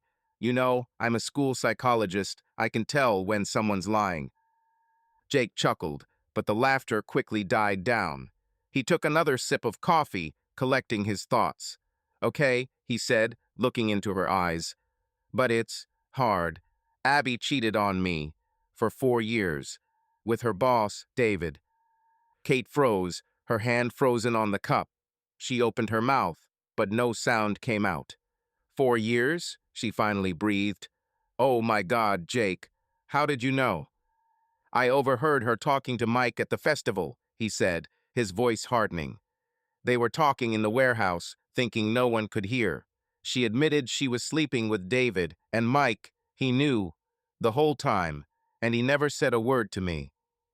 Kate leaned back in her chair, her face pale. She shook her head slowly, as if trying to process what she had heard. "Mike knew?" she asked, her voice shaking. "He knew and kept quiet." "Yeah," Jake clenched his fists under the table. "For 4 years, he looked me in the eye, came into our house, played with my kids, and lied. Said he wanted to protect my family. What nonsense." Kate closed her eyes, her fingers squeezing the cup so hard it crumpled. She took a deep breath, trying to calm herself. "I can't believe it," she said, opening her eyes. "Mike, he never said anything like that to me. Not a word. How could he?" "That's what I'm asking," Jake said, his voice full of bitterness. "I trusted him, Kate. He was like a brother. And now, I don't want to see him." Kate looked away, her lips trembling. Jake suddenly realized that his words had cut deeper than he had expected. "I'm sorry," he said, lowering his voice. "I didn't mean to drag you into this. This is my problem." "No," Kate shook her head, her eyes glittering. "It's not just your problem. If Mike lied to you, he lied to me. We're married, Jake. He should have told me." "Maybe he didn't mean to upset you," Jake said, though he didn't believe it. "He's a master of excuses." "Don't defend him," Kate snapped, her voice sharp. "He knew your wife was cheating, and he kept quiet for 4 years. That's not an excuse, that's betrayal. Jake nodded, feeling her words echo in his own pain. He looked at Kate, who was now fiddling with the edge of her scarf, as if trying to keep herself in check. "What are you going to do?" she asked, her voice quieter. "With Abby, with Mike, with all this?" "I filed for divorce," Jake said, looking at the table. "I've already contacted a lawyer. With Mike, I told him we're not friends anymore, and with the kids, I'm trying to keep my cool so they don't see how shitty I am." Kate nodded, her face tense. "Do Lily and Ethan know?" she asked. "Not everything," he said. "I said Abby and I are taking a break. Lily suspects something more serious, but I can't tell her the truth. She's already withdrawn. Ethan, he plays his games like nothing happened, but I can tell he's having a hard time too." "Poor kids," Kate sighed, her voice full of sympathy. "And Abby, what does she say?" "Cries, asks for forgiveness," Jake snorted. "Says it was a mistake, that she loves me. But 4 years, Kate. It's not a mistake, it's a choice." Kate was silent, her fingers still fiddling with her scarf. She took a sip of coffee, but immediately put the cup back down. "I'll talk to Mike," she said finally, her voice firm. "He needs to explain why he kept this from you. Not just from you, but from me too." "I don't know if I should," Jake said. "He'll make excuses, like he always does. But do what you have to do." "I have to." Kate looked him in the eye. "If he could lie about that, what else is he hiding? I can't just pretend everything's okay." Jake nodded, feeling strangely relieved that someone shared his pain. But at the same time, he felt guilty he didn't want to destroy Kate and Mike's family. It was bad enough that his own family was already in ruins. "I'm sorry I dumped that on you," he said, rubbing his neck. I couldn't help myself." "Don't apologize," Kate shook her head. "It's not your fault. Mike and Abby started this. I'm glad you told me. Although, damn, I don't know how to live with this now." "Welcome to my world," Jake said with a bitter smile. "I don't know myself." Kate looked at her watch and sighed. "I have to go to school," she said, standing up. "But I'll call you, okay? If there's anything I need for you or the kids, I'm here." "Thank you," Jake said, sincerely. "And be careful with Mike. He's not who we thought he was." "I already understood," Kate replied, her voice cold. She took the umbrella and went out, leaving Jake alone. He watched her disappear through the door, feeling his anger mingle with fatigue. He opened his laptop, but instead of working, he began scrolling through the website of the lawyer he had agreed to meet with the following day. Divorce, children, a new life, it all seemed overwhelming, but he knew he couldn't stop. Later, at the office, he tried to focus on the project, but his thoughts kept returning to Kate. He hadn't expected her to react the way she had, but her shock mirrored his own. Mike had betrayed not only him, but his wife, his family. Jake wondered what would happen when Kate talked to Mike. Part of him wanted Mike to feel the same pain he had, but another part of him was afraid it would destroy him even more. That evening, he picked up Lily and Ethan from school and brought them to the apartment. Ethan immediately took over the sofa, staring at his phone, and Lily sat at the kitchen table, doing her homework. "Dad, the internet is slow here," Ethan complained, not looking up from the screen. "Your router sucks." "I'll figure it out," Jake said, setting the box of Chinese takeout on the table. "Lily, what do you have?" "Algebra." "Geography," she muttered, without looking up. "It's deadly boring." "Well, if you eat, maybe it will make things more fun," Jake said, serving noodles to people. They ate in silence, with only Ethan occasionally commenting on his game. Lily barely spoke, and Jake could see her avoiding his gaze. "Lil," he began when Ethan had gone to get juice. "Are you okay? You're barely talking." "I'm fine," she replied, picking at her food. I don't want to talk about it." "About this?" Jake looked at her. "About me moving?" "Yeah," Lily pressed her lips together. "And about how you and Mom aren't, well, not together anymore." Jake sighed, pushing his plate away. I know it's hard, he said. But I'm here, and so is Mom. We'll figure it out, I promise. You'll figure it out? Lily looked at him, her eyes full of anger. You left, Dad. That doesn't sound like we'll figure it out. Lily, he began, but she stood up. I've eaten, she said, moving toward the sofa. Can I read? Of course, Jake said, feeling his heart squeeze. He looked at his daughter, who was staring at her tablet, and at Ethan, who was laughing at something in the game. They were his world, but he didn't know how to protect them from pain, or from his own. Kate Reynolds stood at the kitchen island in her home in the Mount Tabor neighborhood of Portland, chopping carrots for dinner. It was 6 p.m. and a typical June drizzle was falling outside. Her son, Owen, was in the living room playing a video game, and the sounds of virtual explosions drifted into the kitchen. Kate tried to focus on her cooking, but her mind kept drifting back to the conversation she'd had with Jake at the coffee shop 2 nights ago. Mike had known about Abby's affair for 4 years and kept quiet. The truth burned like an open wound. The door slammed and Mike walked in, shaking water off his jacket. His beard was damp, and there were shadows under his eyes, as if he hadn't slept. Hi, he said, hanging his jacket on a hook. Smells delicious. What are you cooking? Stewed, Kate replied, not looking up.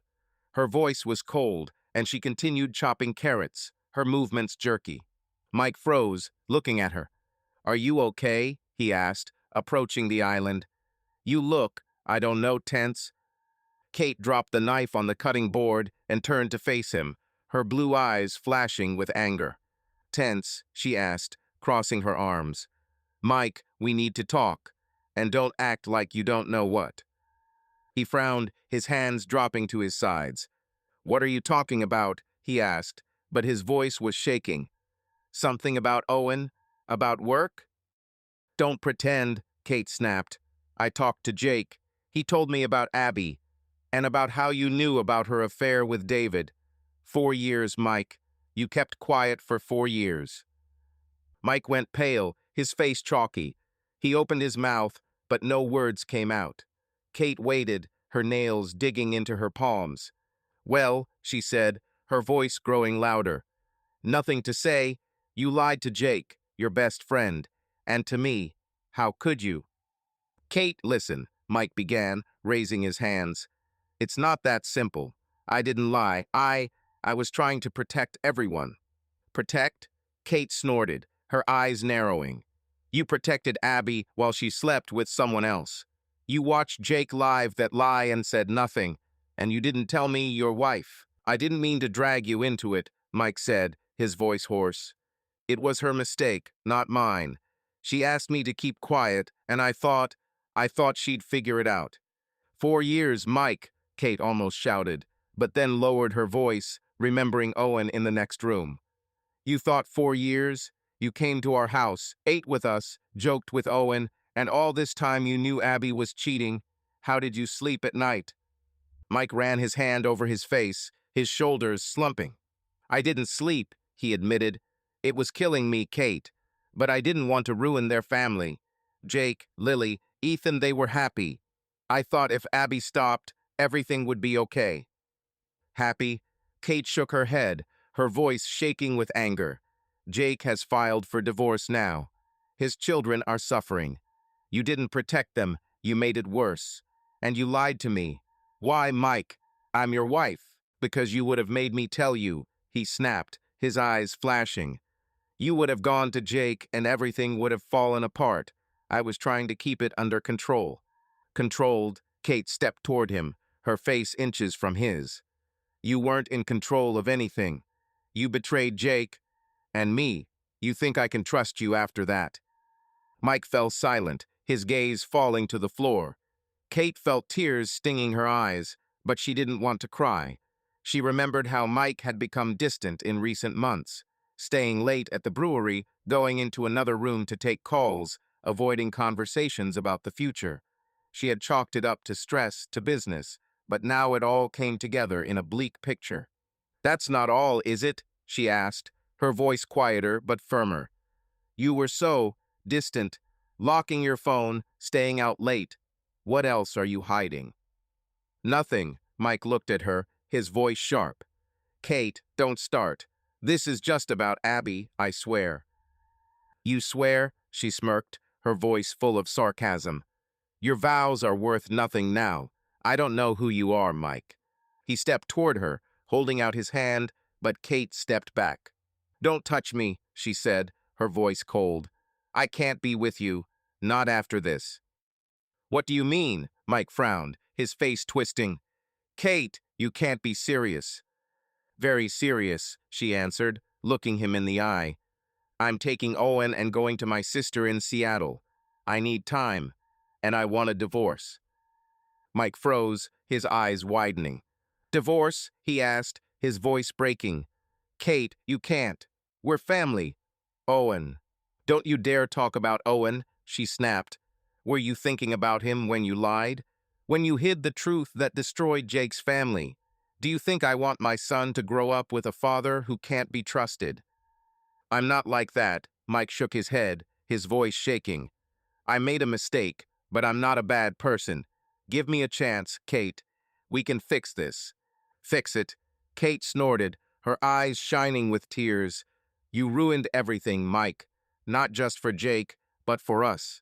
I can't look at you without thinking you're lying. She turned to the stove and turned off the heat under the pan.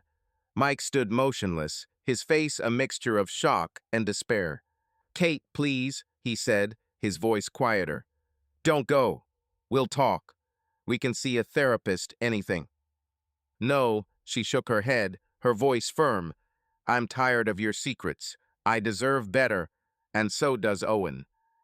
Kate walked into the living room where Owen was still playing, oblivious to the argument. Owen, turn off the game, she said, trying to sound calm. We need to get ready. Where to? Owen turned, taking off his headphones. It's late. We're going to Aunt Lisa's in Seattle, Kate replied, her voice soft but firm. For a couple of weeks. Pack a backpack, okay? And Dad, Owen looked at Mike, who was standing in the kitchen doorway. Daddy's staying here, Kate said, avoiding Mike's gaze. You and I are going to spend time with Aunt Lisa. It'll be fun. Owen frowned, but nodded and began packing. Kate went up to the bedroom, throwing clothes and toiletries into a suitcase. Mike followed her, his steps heavy. Kate, you can't just take our son and leave, he said, standing in the doorway. This is our home. I can, she said, not looking at him. And I will.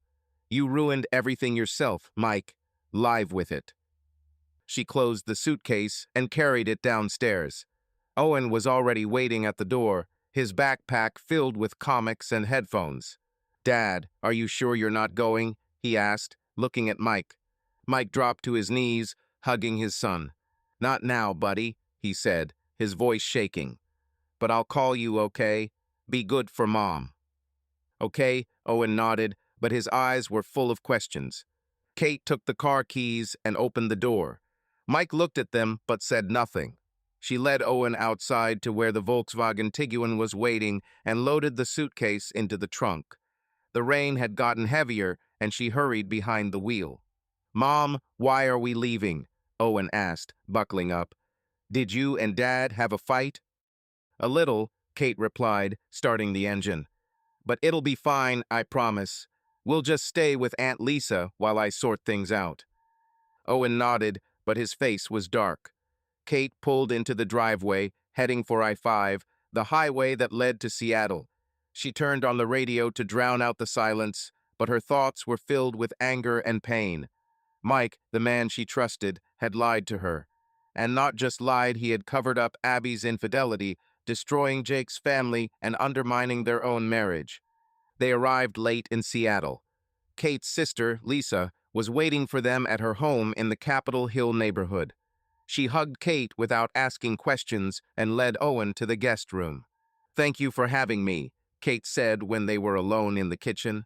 I just need a break. You can always stay, Lisa replied, pouring her tea. What happened? Kate told everything, about Abby's betrayal, about Mike's lies, about her decision to leave. Lisa listened, her face serious. "Damn it, Kate," she said when she finished. "This is terrible. What are you going to do?" "Divorce," Kate replied, her voice firm. "I can't live with someone who lies like that. I don't want Owen to grow up thinking that's okay." Lisa nodded, squeezing her hand. "I'm with you," she said. "Whatever you decide." Kate looked out the window, where the lights of Seattle flickered in the rain. She felt broken, but free. Mike had made his choice, and now she was making hers, for herself and Owen. Jacob Wilson sat at a small desk in his new apartment on Northwest 23rd Avenue in Portland, sorting through papers from his lawyer. It was raining outside, and the streetlights reflected in the puddles. It was 8 o'clock on a Friday night, and Jake had just gotten home from work, where he had spent the day trying to focus on blueprints for City Hall. Lily and Ethan were at Abby's for the weekend, and the silence in the apartment weighed on him more than usual. He was reaching for a beer from the fridge when there was a knock on the door. Jake frowned. He wasn't expecting anyone, and the pizza delivery had been due an hour ago. He walked up to the door, looked through the peephole, and froze. Mike Reynolds stood there, his beard disheveled and his jacket soaked from the rain. "Shit," Jake muttered, clenching his fists. He hadn't seen Mike since the night he'd kicked him out of the house, and he didn't want to see him now. The knock was repeated, louder. "Jake, I know you're in there." Mike's voice was hoarse. "Open up. We need to talk." Jake hesitated, but his anger got the better of him. He threw the door open, looking at Mike with cold fury. "What the hell are you doing here?" he asked, his voice sharp. "I told you to stay away." Mike raised his hands in surrender. His eyes were red, as if he hadn't slept in days. I know, he said, "but I need 5 minutes. Please, Jake, it's important." "Is it important?" Jake snorted, crossing his arms. "You ruined my life, Mike. What could be more important?" "Kate's gone," Mike blurted, his voice breaking. "She took Owen and went to Seattle, said she wanted a divorce. Because of what you told her." Jake froze, his anger mingling with something heavy. He hadn't expected Kate to leave, even though her shock in the coffee shop had been obvious. But he wasn't going to feel guilty for telling the truth. "So," he said, his voice cold, "you came to blame me. You lied to her, Mike, not me." "I'm not blaming her." Mike shook his head, his face full of despair. I'm asking for help. Talk to her, Jake. Explain why I kept quiet. She'll listen to you." Jake stared at him, not believing his ears. "Are you serious?" he asked, stepping forward. "You want me to save your marriage? After covering up Abby's infidelity for 4 years? Are you kidding me?" "I'm not kidding." Mike clenched his fists, his voice shaking. "I know I screwed up, but I didn't mean to hurt anyone. I thought I was protecting you, your kids. Kate doesn't understand. She thinks I'm some kind of monster." "You are a monster," Jake snapped, his eyes flashing. "You watched my wife sleep with another man and said nothing. You came to my house, drank my beer, played with Lily and Ethan, and you knew the whole time. And now you dare ask me for help." Mike stepped back, his face contorted in pain. "I know I betrayed you," he said, his voice hoarse, "and I hate myself for it. But Kate and Owen, they're my family. I can't lose them. You're the only one who can convince her to give me a chance." Jake shook his head, his anger boiling. "You can't lose them," he said, his voice growing louder. "What about my family, Mike? Abby lied to me for 4 years, and you helped her. Lily can barely speak now. Ethan hides in his games. You ruined everything I had, and now you want me to save you? Go to hell." "Jake, please." Mike stepped closer, his eyes shining. "I didn't mean for this to happen. I thought Abby would stop, that things would get better.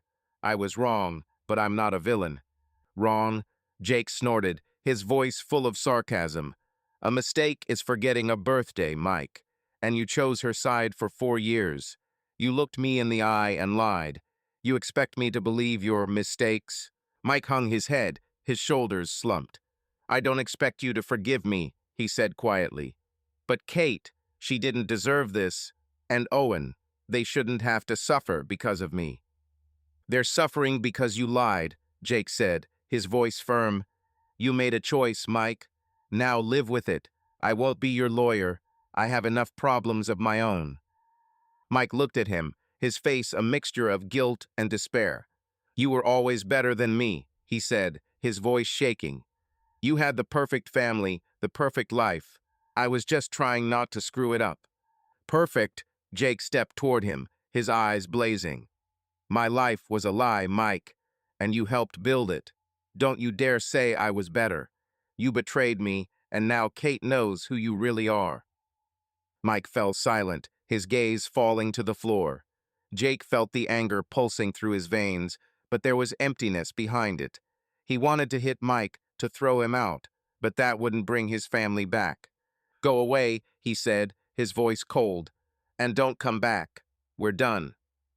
Mike nodded, his movements slow, as if he were carrying the weight of the world. He turned and walked out, leaving only the sound of the door slamming behind him. Jake stood there, clenching his fists, until the sound of the rain drowned out everything else. He returned to the table, but the lawyer's papers seemed meaningless now. He opened the beer and took a sip, but the taste was sour. His thoughts swirled around Mike, his pleas, his lies. Jake felt crushed, but at the same time angry at himself for even allowing Mike in. Later, he called Lily and Ethan to check on them. Abby answered, her voice tired. They're fine, she said. Ethan's playing, Lily's reading. Do you want to talk to them? Yeah, Jake said, trying not to show his emotions. Give Lily. Dad, Lily's voice was quiet, almost lifeless. Hey, Lil, he said, forcing a smile. How are you? What are you reading? Some book about space, she replied. Fine. Where are you? At the apartment, he said. Working, you know. Want to come over tomorrow? We can get burgers. Maybe, Lily said, but her tone was indifferent. I'll think about it. Okay, Jake squeezed the phone. Is Ethan there? Yes, just a second. Lily handed over the phone. Dad, hi. Ethan was as cheerful as ever. I beat a new level. There's such a boss. You should have seen it. Cool, buddy, Jake said, his voice softening. Can you tell me tomorrow? Yeah, Ethan laughed.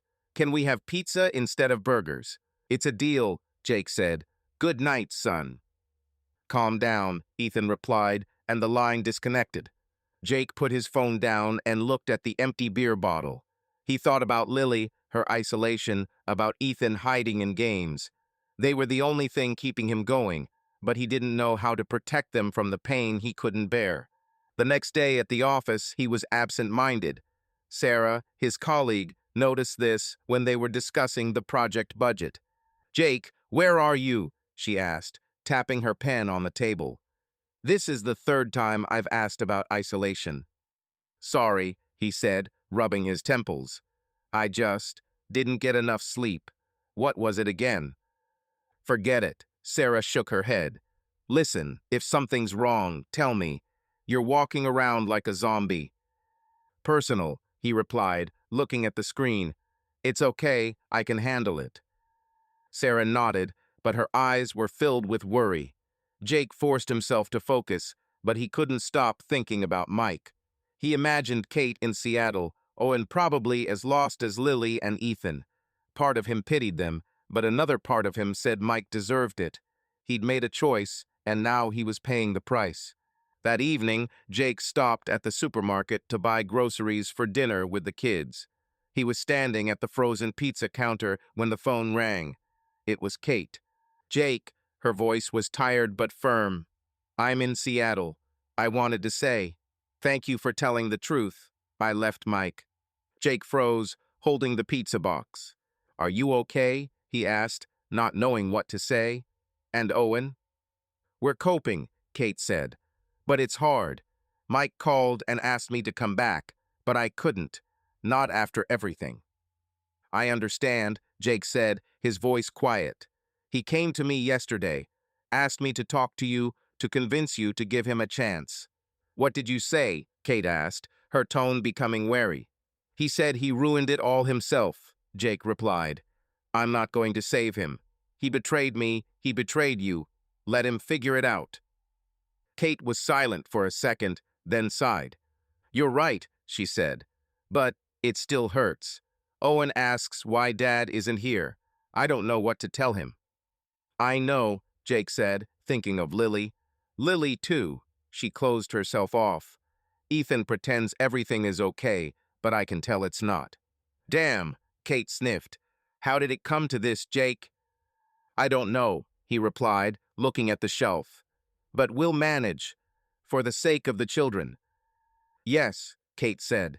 Call me if anything happens. We're in the same boat now, it seems. Yeah, Jake chuckled, but without joy. Good night, Kate. Calm down, she replied, and the call ended. Jacob Wilson pushed his cart through the aisles of the Portland State University Farmers Market, weaving through the throngs of shoppers. It was Saturday morning, and the market was buzzing with vendors shouting out prices for fresh berries, flowers, and artisanal honey, and the smell of freshly baked bread mingled with the coffee from a nearby food truck. Jake had come to pick up groceries for dinner with Lily and Ethan, who were arriving at his apartment later. His cart already held tomatoes, a bunch of basil, and a couple of loaves of baguette, but his mind was elsewhere. It had been a week since Mike had come to him begging for help, and Jake had tried to avoid any reminders of him since then. He threw himself into working on the City Hall project, spending time with the kids, and trying not to think about Abby and Mike's betrayal. But the pain was still there, and every time he saw something that linked to their past friendship, like the sign for Green Hops Brewery at the market, his stomach clenched. Dad, can I get a pretzel? Ethan, walking next to me, pointed toward the bakery stand. His backpack was slung over one shoulder, and his sneakers were covered in mud from puddles. As long as it's sugar-free, Jake said, smiling. Lily, what do you want? Lily shrugged, her head buried in her phone, her blonde hair falling over her face, hiding her expression. Nothing, she muttered. I'm just waiting for you to finish. Well, don't be bored, Jake said, trying not to show his irritation. Lily was becoming more and more withdrawn, and he didn't know how to get through to her. They walked up to the pretzel stand, and Jake bought Ethan one, unglazed. Ethan took a bite immediately, grinning. Delicious, he said with his mouth full. Dad, can I have some more juice? Let's finish the shopping first, Jake replied, pushing the cart further. We need to get some burger meat. He headed towards the meat counter, but suddenly heard a familiar voice behind him. Jake, the voice was hoarse, with a hint of surprise. Jake turned around and felt the blood rush to his face. Mike Reynolds was standing a few feet away, holding a paper bag of vegetables. His beard was unkempt, and there were dark circles under his eyes. He was wearing an old jacket that seemed too big for him. Damn it, Jake muttered, gripping the handle of the cart.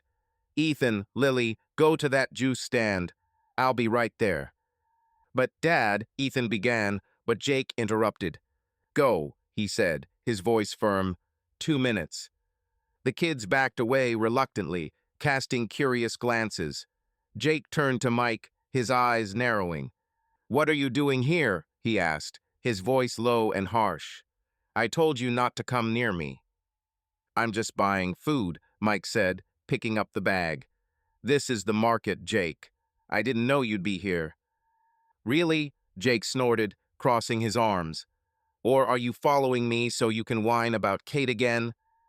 Mike frowned, his face turning red. I'm not whining, he said, his voice growing louder. But you ruined my family, Jake. You told Kate, and now she's in Seattle, wanting a divorce. It's because of you. Jake felt anger flare up inside him like a match. Because of me? He snapped, stepping closer. You lied for 4 years, Mike. You knew Abby was sleeping with David, and you kept quiet. You betrayed me, and now you blame me for Kate finding out the truth? Are you completely crazy? People around him started turning around, but Jake didn't care. Mike clutched the bag, his eyes shining. I was trying to protect you, he shouted, his voice shaking. I didn't want your life to fall apart. And then you went to Kate and ruined it all. Protect, Jake snorted, his voice full of sarcasm. You protected Abby, not me. You watched my wife lie to me, and you said nothing. And now that your lies have come out, you're running around looking for someone to blame. You're pathetic. Mike threw the bag on the ground, his face contorted with rage. He stepped toward Jake, pushing him in the chest. Don't you dare say that, he yelled. You think you're better than me? You've always been like this, Jake, always right, always perfect. Jake staggered, but quickly regained his balance. Anger washed over him. The apples fell to the ground, and the seller shouted, Hey, what are you doing? You ruined everything, Mike yelled. My family, my life. You did this to yourself, Jake growled. You lied, Mike, you. A crowd had gathered around, people were shouting, someone was calling for security. Two men, one in a plaid shirt, the other in a salesman's apron, rushed toward them, pulling Mike away. Jake stood up, breathing hard, his cheekbone throbbing with pain. Mike was struggling, his eyes wild. Let me go, he shouted, but the men held him tightly. Calm down, buddy, said the guy in the apron, or we'll call the police. No need for the police, he said, his voice hoarse. Just get him out of here. Jake, you can't, Mike began, but Jake interrupted. Shut up, he said, his voice cold. You're not part of my life anymore. Don't come near me, don't call me, don't show up, ever. Mike fell silent, his face a mixture of rage and pain. The men dragged him toward the market exit, and the vendor began picking up the scattered apples, grumbling. The crowd began to disperse, but Jake could feel their eyes on him. He picked up the cart that had tipped over and noticed Lily and Ethan standing to the side. Their eyes were wide. Dad, what was that? Ethan ran up, his voice shaking. Were you in a fight? It's okay, Jake said, trying to sound calm. Just a misunderstanding. Let's go. It was Uncle Mike, Lily said, her voice quiet but sharp. Why were you fighting? What's going on? Jake looked at her, his heart clenching. He couldn't tell her the truth, not now, not like this. Lily, this is adult business, he said, picking up a bag of tomatoes. Mike and I had a fight, but it's none of your business. Not ours. Lily crossed her arms, her eyes shining. You're covered in dirt. It's because of Mom, right? Because of why you left? Lil, that's enough, Jake said, his voice firmer. Let's go home. We'll talk later. She snorted but followed him, her steps heavy. Ethan was silent, clutching the pretzel he hadn't finished. Jake felt their eyes on him, but he didn't know what to say. He paid for the groceries and led the kids to the car, ignoring the pain in his jaw. In the apartment, he washed his face, looking at his face in the bathroom mirror. The skin around his eye was already starting to darken, and he knew it would be worse tomorrow. Lily was sitting on the couch, staring at her phone, and Ethan was playing on the floor with a toy car he'd found in a box. Dad, are you in pain? Ethan asked without looking up. A little, Jake replied, sitting down next to him. But I'm fine. Don't worry. Why was Uncle Mike so angry? Ethan looked at him. He's your friend. I was, Jake said, his voice quiet. Sometimes friends do bad things and stop being friends. Ethan nodded, but clearly didn't understand. Lily looked up, her gaze sharp. It's because of Mom, she said, her voice cold. You don't say it, but I know. You broke up with her, and now you're fighting with Mike. I'm not stupid, Dad. Jake sighed, rubbing his neck. Lily, I don't want you to worry, he said. Yeah, we're having problems with Mom, and with Mike too, but I'll figure it out. I promise. You always say that, she stood up, her voice shaking. But I can't make anything out. I'm going to read. She went to the corner of the room where Jake had put her books. Jake looked at her, feeling helpless. He wanted to explain everything, but the truth was too much hard for an 11-year-old girl. That night, after he had put the kids to bed on the fold-out couch, he opened his laptop to check his email. There was an email from his lawyer with a draft of the divorce agreement. Jake started reading, but his thoughts kept returning to Mike, to his screams, to his fists. He felt no satisfaction from the fight, only emptiness. Mike had been a part of his life for almost 20 years, and now he was a stranger. Jacob Wilson sat on the sagging couch of his apartment on Northwest 23rd Avenue in Portland, holding a cold beer. It was Sunday morning, and rain was pounding the glass. Lily and Ethan had gone to Abby's after a tense day yesterday, fighting with Mike at the farmer's market. He turned on the TV, where a cooking channel was playing, but the sound was off. He just wanted to fill the silence. His phone vibrated on the coffee table, and he glanced at the screen. Kate Reynolds. Jake hesitated, but picked up, feeling that conversation was inevitable after what had happened. "Hi, Kate," he said, putting down his beer. "How are you?" "Jake, I just found out." Kate's voice was worried, slightly hoarse. "Mike told me about the market. Did you fight? Are you okay?" Jake rubbed his cheekbone, feeling a slight pain.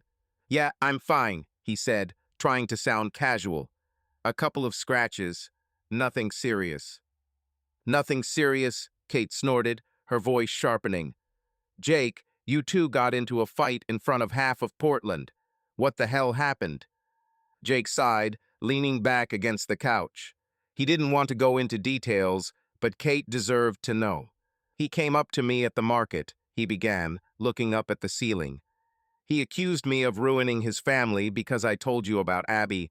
I told him it was his own fault, and he pushed me. I pushed him back. Things got out of hand."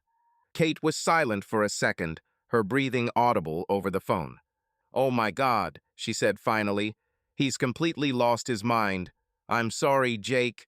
This is my fault. If I hadn't left." "Don't apologize," he interrupted, his voice firm. "It's not your fault. Mike lied to both of us. He attacked me because he can't admit that he messed up." "I know," Kate sniffled, her voice quieter. "But this is too much. I'm in Seattle with Owen at my sister's, and I still can't believe he did this. Not just to you, but to me." Jake took a sip of his beer, feeling her words echo in his own pain. "How are you holding up?" he asked. "And Owen?" "Owen, he's confused," Kate said, her voice shaking. "He's asking why Dad isn't here. I told him we need time, but he doesn't understand. And I'm just tired, Jake. Tired of his lies." "I understand," he said, remembering Lily's isolation. Lily, too. She saw the fight. Now she barely talks. Ethan pretends everything is okay, but I can tell he's having a hard time. "Poor kids," Kate sighed. "They shouldn't have to go through this. Not Owen, not Lily, not Ethan." "Yeah," Jake nodded, though she couldn't see him. "But there's nothing we can do to change that. We can only try to protect them." Kate was silent, and Jake could hear her drinking something, probably coffee. He imagined her at her sister's house in Seattle, her face tired, a cup in her hand. "You know," she said finally, her voice thoughtful, "I've been thinking. Mike and I have been on the rocks for a long time. Not just because of Abby. He's changed." "Changed?" Jake asked, frowning. "How?" Kate took a deep breath, her words slow as if she was weighing each one. "He's been kind of distant the last couple of years," she began. "He'd stay at the brewery until midnight, saying it was business. But then I'd notice him hiding his phone, going into the garage to answer calls. I'd ask him what was wrong, and he'd snap at me, tell me I was making it up. I thought it was stress, but now I realize he was just lying. Not just about Abby, but about everything." Jake listened, feeling her words echo in his own memories of Abby, her phone, her excuses, her evasiveness. "Sounds like Abby," he said, his voice bitter. "She was always on the phone too, saying it was work. And I believed her, like an idiot." "We both did," Kate said, her voice full of regret. "I trusted Mike. I thought he was just worried about the business. But now I see that he's not the man I married, and I can't live with that." Jake nodded, looking at the bottle in his hand. "What are you going to do?" he asked. "With Mike? With Owen?" "I'm filing for divorce," Kate replied, her voice firm but tired. "I've already spoken to a lawyer. I don't want Owen to grow up with a father who lies so easily. He deserves better, and so do I. That's a strong word, Jake said, respecting her resolve. It's hard, but I understand. I'm moving toward a divorce too, for Lily and Ethan. How are you coping? Kate asked, her voice softening. With the kids, with all this? It's bad, he admitted, smiling without joy. Lily's closed off, Ethan's pretending everything's okay. I'm trying to be strong for them, but sometimes it feels like I'm falling apart myself. I know the feeling, Kate said. Owen asked me yesterday if Daddy was coming back. I didn't know what to say. How do you explain to a child that his father is like that? I don't know, Jake said, his voice quiet. I still haven't figured out how to explain to Lily why I left. She blames Abby, but I don't want her to hate her mother. That's the hardest part, Kate agreed. You want to protect them, but you can't hide the truth. Owen already senses that something is wrong. He laughs less, plays less. It breaks my heart. Jake took another sip of his beer, feeling her words weigh on him. He thought of Lily, her frowning face, the way she pushed away his attempts to talk. We'll get through this, he said, more for himself than for her. We have to. For them. Yeah, Kate sniffed. Look, Jake, thanks for being honest. If you hadn't told me about Mike, I'd probably still be living that lie. You're welcome, he said, his voice sincere. You deserved to know. We both did. Yes, Kate paused, then added, if anything happens, call me. I'm serious. We're now, well, sort of in the same boat. Deal, Jake said, smiling for the first time in the conversation. You call too. Say hi to Owen. I'll tell you, Kate said. Take it easy, Jake. Good night, he replied, and the call ended. Jake put the phone down and looked at the TV, where the chef was silently chopping onions. He felt strangely relieved to talk to Kate, not because things were better, but because he wasn't alone in this nightmare. Her determination to file for divorce reminded him that he, too, had to move forward despite the pain. He stood up to throw away the empty bottle and noticed a note Lily had left on the table. Dad, don't forget to buy milk. Jake smiled, but it quickly faded. He thought about her withdrawal, about Ethan's questions, about how the fight with Mike had scared them. He knew he had to be strong, but every step was hard. Later, he went to the office to finish the drawings. Sarah, his colleague, was there sorting through the paperwork. Jake, what's wrong with your face? She asked, her eyes wide. Is that a bruise? It's a long story, he said, sitting down at the table. It's okay. It doesn't look like nothing. Sarah crossed her arms. Are you okay? And don't lie, I can tell you're not. I can handle it, he said, opening his laptop. Let's talk about the project. What's going on with the budget? Sarah sighed but didn't press. They discussed materials and deadlines, but Jake's thoughts kept returning to Kate, to her words about Mike. He remembered how Mike had been a part of their lives, the barbecues, the camping trips, the jokes. Now it seemed foreign, like memories of someone else. Jacob Wilson sat at a table in a small conference room in a downtown Portland law office, flipping through joint custody papers. Abby sat across from him, her dark hair pulled back into a tight bun, her face drawn. It was Monday morning, and rain was drizzling outside, streaking down the glass. The lawyer, a woman in a suit named Melissa, was explaining the terms of the agreement, but Jake was only half listening. His thoughts were with Lily and Ethan, who were at school, unaware that their parents were deciding their future. So, Melissa said, adjusting her glasses, you've both agreed to joint custody, 50-50ths. The kids will spend a week with Jacob, a week with Abby, with the ability to adjust the schedule as needed. Any questions? Jake looked at Abby, who nodded without looking up from her papers. No questions, he said, his voice even. The main thing is that the children are comfortable.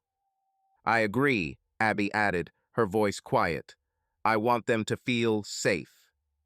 Melissa nodded, making a note. Okay, she said. I'll have the final document ready by the end of the week. If anything changes, let me know. Jake signed the papers, feeling the pen shake in his hand. He didn't look at Abby, but he could feel her eyes on him. After the fight with Mike and her accusations on the phone, he tried to keep the conversation short and businesslike. This was for Lily and Ethan, nothing else mattered. As they left the office, Abby stopped on the sidewalk, her umbrella opening with a soft click. Jake, she began, her voice hesitant. Can we talk? Not about papers. About what? He asked, shoving his hands into his jacket pockets. If it's about Mike, I don't want to hear it. Not Mike, she said, looking at the wet asphalt. The kids, they want to be with you more. Lily said yesterday that she felt safer in your apartment. Ethan too. Jake frowned, feeling a twinge of guilt. He knew the kids had been favoring him over the last few weeks, but he hadn't thought it was that obvious. They told you that? He asked, looking into her eyes. Not directly, Abby admitted, her voice shaking. But I can see it. They're more alive with you. Lily's silent with me, Ethan's staring at his phone. I don't know how to fix it. Jake wanted to say something harsh, that it was her own fault, that her lies had destroyed their family, but he held back. He saw her pain, and despite his anger, he didn't want to make it worse. They just feel like I'm more stable, he said, choosing his words carefully. You work hard, Abby, and they know we're in trouble. Give them time. Time? She grinned, her eyes glittering. I'm trying, Jake. But they seem to blame me. Maybe they do, he said, his voice firm but not angry. They don't know everything, but they sense that something is wrong. We have to work together so that they don't suffer. Abby nodded, wiping the corner of her eye. I agree, she said. So, if they want more time with you, that's fine with me. Just don't push me away from them, okay? I won't, Jake promised. But you have to be with them, Abby. Not on the phone, not at work. The real thing. She looked at him, her face full of guilt, but she nodded. I'll try, she said. Thank you for not yelling at me. I'm not trying for you, he said, turning to the car. For them. He walked away without looking back, feeling the rain dripping down his neck. In the car, he turned on the radio, but the music did not drown out his thoughts. Lily and Ethan had chosen him, and that was both a relief and a burden. He had to be there for them, even if he was barely holding on. That evening, Jake picked up the kids from school and drove them to the office of a family therapist his colleague Sarah had recommended. Dr. Linda Carter worked in a cozy building in the Pearl District, with potted plants and overstuffed chairs. Lily and Ethan sat in the waiting room, Ethan leafing through a comic book, and Lily looking out the window. Dad, is this necessary? Lily asked, her voice gloomy. I don't want to talk to some woman. She's not an aunt, she's a doctor, Jake said, sitting down next to her. She's just going to talk to you, to make it easier for you too. Well, with what's going on. Easier? Lily snorted. Do you think talking to a stranger will help? Maybe it will, Jake said, trying to sound convincing. Try it. If you don't like it, we won't go again. Ethan looked up from his comic book. Will she ask stupid questions? He asked. Like, how do I feel? Maybe it will, Jake smiled. But you can answer it however you want. You can even say that comics are the coolest. Ethan chuckled, but Lily remained serious. When Dr. Carter called them in, Jake remained in the waiting room, leafing through a magazine. He heard muffled voices outside the door and hoped that it would help the children a little. An hour later, Lily and Ethan came out, Lily with a frown on her face, Ethan with a slight smile. So, how is it? Jake asked, standing up. It's okay, Ethan said with a shrug. She gave me candy. And you, Lil? Jake looked at his daughter. Nothing, she muttered, shoving her hands into her pockets. I was just talking about school and stuff. Jake didn't push. He knew Lily wouldn't open up right away, but the fact that she was going was a step forward. In the car, Ethan chatted about the comic book, and Lily was silent, looking out the window. Back at the apartment, Jake started making dinner mac and cheese, Ethan's favorite. He tried to create a new routine: dinner together, movies on the weekends, walks in the park. It wasn't the same as their old house, but he wanted the kids to feel at home. "Dad, can I turn on the game?" Ethan asked after finishing his pasta. "Clean your plate first," Jake said, wiping the table. "And don't sit up all night. School's tomorrow." "Okay." Ethan ran to the sink, almost dropping the plate. Lily remained at the table, her gaze fixed on the empty bowl. "Lil, are you okay?" Jake asked, sitting down next to her. "You're quiet today." "I'm always quiet," she replied, not looking at him. "I'm just thinking." "About what?" He leaned closer, trying not to scare her. "About Mom," Lily said, her voice barely audible. She's sad, and I don't know how to help her." Jake felt a pang of guilt. He knew Abby was suffering, but his own pain was still too fresh. "Lily," he said, choosing his words carefully, "Mom loves you and Ethan. She's just going through a hard time. So am I. But you don't have to save her. That's our job, mine and hers." "But I want things to be like before." Lily looked at him, her eyes shining. "When we were a family." Jake squeezed her hand, feeling his heart break. "I want to too," he said honestly. "But sometimes things change, and we learn to live in new ways. You and Ethan are the most important thing to me. We'll get through this, okay?" Lily nodded, wiping her eyes with her sleeve. She stood up and walked away to her books, and Jake watched her go, feeling helpless. Later, while Ethan was playing and Lily was reading, Jake called Dr. Carter to get her opinion. "They're both holding up," Linda said, her voice calm. "Lily suppresses her emotions, but she's smart. She understands more than she says. Ethan uses the games as a distraction. They need time and stability. You're good. What you do is keep them in the center." "I try," Jake said, rubbing his neck. "But sometimes it feels like I'm screwing things up." "You're not spoiling it," Linda replied. "The children feel your love. Keep being with them, and they'll cope. Bring them again, okay?" "Deal," Jake said, feeling a little relieved. Jacob Wilson stood in a conference room at Portland City Hall, adjusting his tie, which felt like a noose. It was Friday morning, and the room was buzzing with voices as architects, engineers, and city officials gathered for a presentation on his design, a green office building he had been working on for the past 6 months. A projector beamed blueprints onto a screen as Jake tried to control the slight tremor in his hands.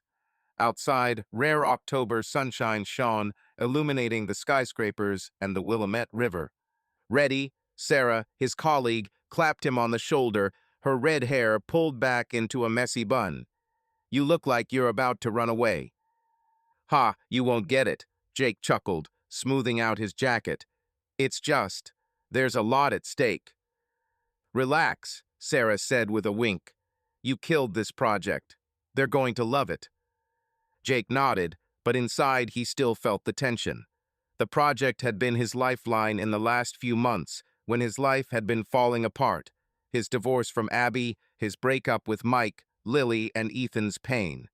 The work had kept him afloat, and now he had to prove that the hundreds of hours he'd spent on the drawings had been worth it.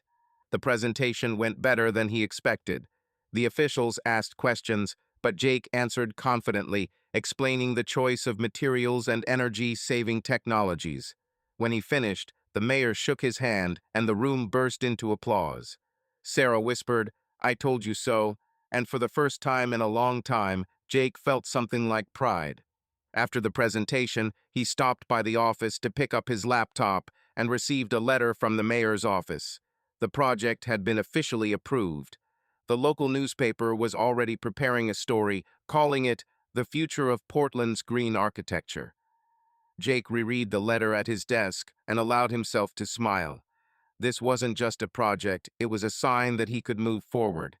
That evening, he picked up Lily and Ethan from school and drove them to his apartment on Northwest 23rd Avenue. It had become cozier over the months. Posters of Oregon on the walls, a new toaster in the kitchen, and the TV in the living room that Ethan had long begged for. "Dad, what's for dinner?" Ethan asked. dropping his backpack by the door. His sneakers left a dirty mark on the floor, but Jake decided not to argue. Tacos, he replied, pulling out a bag of tortillas. Want some help with the filling? Cool. Ethan ran to the table. Can I have more cheese? As long as you don't fill the whole kitchen with it, Jake laughed, handing him a grater. Lily walked in holding her phone, but to Jake's surprise, she put it in her pocket. Dad, I saw the article, she said, sitting down at the table.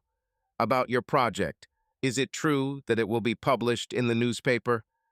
Yeah, Jake nodded, cutting an avocado. They approved it today. They might even build it by next year. That's cool, Lily smiled, and for the first time in a long time her face didn't look so gloomy. Are you famous now? Ha, I'm far from famous, Jake said with a wink. But it's nice. How about some celebration? Ice cream after dinner. I'm in. Ethan raised his hand, spilling cheese on the floor. Chocolate. Lily, Jake looked at his daughter. Vanilla, she replied, her voice softer. Congratulations, Dad. Thank you, Lil, he said, feeling warmth in his chest. The dinner was fun. Ethan talked about the school game. Lily shared that she had started writing a story for literature class. Jake listened, asked questions, and tried to soak these moments in. Months ago, evenings like this would have seemed impossible. Lily withdrawn, Ethan hiding in games, and Jake barely holding on. Now, thanks to regular meetings with a psychologist and his efforts to create a routine, they were beginning to find a new rhythm. After dinner, they went to the ice cream parlor on the corner, where the windows were decorated with autumn leaves. Jake ordered the kids their favorite and got himself a coffee. They sat by the window, looking out at the people with umbrellas. Dad, are you going to build skyscrapers now? Ethan asked, licking his ice cream. Not exactly, Jake laughed, but maybe a couple more buildings. Want to come to the site when we start? Yeah, Ethan nodded. Will we be able to climb the cranes? Dream on, Jake said, patting him on the head. But I'll show you the plans. Lily ate her ice cream slowly, her eyes thoughtful. Dad, she said, putting down her spoon. Are you happy? Jake froze, not expecting the question. He looked at her, choosing his words. I'm working on it, Lil, he said honestly. There are good days, like today. You and Ethan make me happy. But it's still hard. Because of Mom? She asked, her voice quiet. Not just, Jake said, trying not to blame Abby. Everything. But I'm coping. How about you? How are you? Lily shrugged, but her face softened. Better, she said. The psychologist, she's normal, and I like it here with you. It's just, sometimes I miss the way things were. Me too, Jake said, squeezing her hand. But we're building something new, right? Like my project. She nodded, a smile tugging at the corner of her mouth. Jake felt the heaviness in his chest lighten a little. The next day, he met friends at a bar on Hawthorne Avenue, an old place with wooden tables and the smell of hops. Sarah and a couple of co-workers, Dan and Mia, raised glasses to his success. Here's to Jake for making Portland proud, Sarah proclaimed, clinking her beers. Well, don't exaggerate, Jake laughed, taking a sip. It's just a building. Just a building? Dan, the bearded engineer, shook his head. You're in the paper, man. This is no joke. Okay, Jake raised his hands. Thanks, guys. I couldn't have done it without you. Mia, the designer, leaned closer, her dark eyes glittering. Listen, Jake, she said, lowering her voice. My friend Laura saw your article, asked about you. She's cool, works at a gallery. Want me to fix you some coffee? Jake froze, feeling everyone's eyes on him. He hadn't thought about dating since he left Abby, but in recent weeks he had begun to notice the loneliness weighing on him more. I don't know, he said, rubbing his neck. It's probably too early. Too early? Sarah snorted. Jake, you're a free man. Try it. If you don't like it, you can run away. She's right, Dan added, grinning. Live, man. You deserve it. Jake laughed, but the idea had stuck in his head. He nodded to Mia. "Okay, give her my number," he said, "but no pressure, okay?" "Agreed," Mia winked, raising her glass. The evening passed easily. They jokes, remembered old projects, discussed plans. Jake felt almost like he used to, before his life turned upside down. His friends were his anchor, and he was grateful for their support. On Sunday, he took Lily and Ethan to Forest Park, where paths wound through pine trees. They walked, threw rocks into a stream, and ate sandwiches on a bench. Ethan found a stick that looked like a sword and ran around swinging it, while Lily took pictures of the trees. "Dad, look at this photo," she said, showing her phone. "Can I print it out and hang it up at your place?" "Cool," Jake said, looking at the picture. "This will be our first decor." Lily smiled, and Jake noticed that she smiled more often. The therapist was helping, but he knew it was also his efforts to be there, to listen, to not give up. The following week, he met Mia's friend Laura at a coffee shop on Alberta Street. She was tall, with short brown hair and an easy smile. They talked about galleries, architecture, even favorite places in Portland. Jake felt awkward, but Laura was easygoing, and he found himself laughing at her jokes. "You don't look like a typical architect," Laura said, sipping her latte. "No swagger, no silly glasses." "Ha, thanks," laughed Jake. "You don't look like a typical gallery owner. Where's your scarf and your arrogance?" "I left it at home," she winked. "Maybe some more coffee sometime." "Maybe," Jake said, feeling a lightness he hadn't expected. He wasn't ready for a serious relationship, but meeting Laura reminded him that life goes on. He could laugh, talk, feel something other than pain. When he got home, he called Kate to check in. She was in Seattle, working on her divorce and looking for an apartment. "Owen started playing football," she said, her voice tired but warm. "That's progress. How about you? I heard about your project." "Approved," Jake said, smiling. "And, I went on a date. Nothing serious, but weird." "A date?" Kate laughed. "Jake Wilson is back in the game. Tell me." "Nothing to tell." He rolled his eyes. "Just coffee. But it was okay." "Okay is a win," Kate said. "I'm happy for you. You deserve good things." "You too," Jake said. "Hang in there." They said goodbye, and Jake felt his spirits lift. He looked around the apartment, at the poster of Lily on the wall, at Ethan's scattered toys. It wasn't a perfect life, but it was his life. And for the first time in months, he felt like he was taking a step forward. Subscribe to our channel so that your love doesn't cheat on you, and go ahead and listen to the next story, because this story is nothing compared to the next one. If you're under 18, don't even think click to the next one.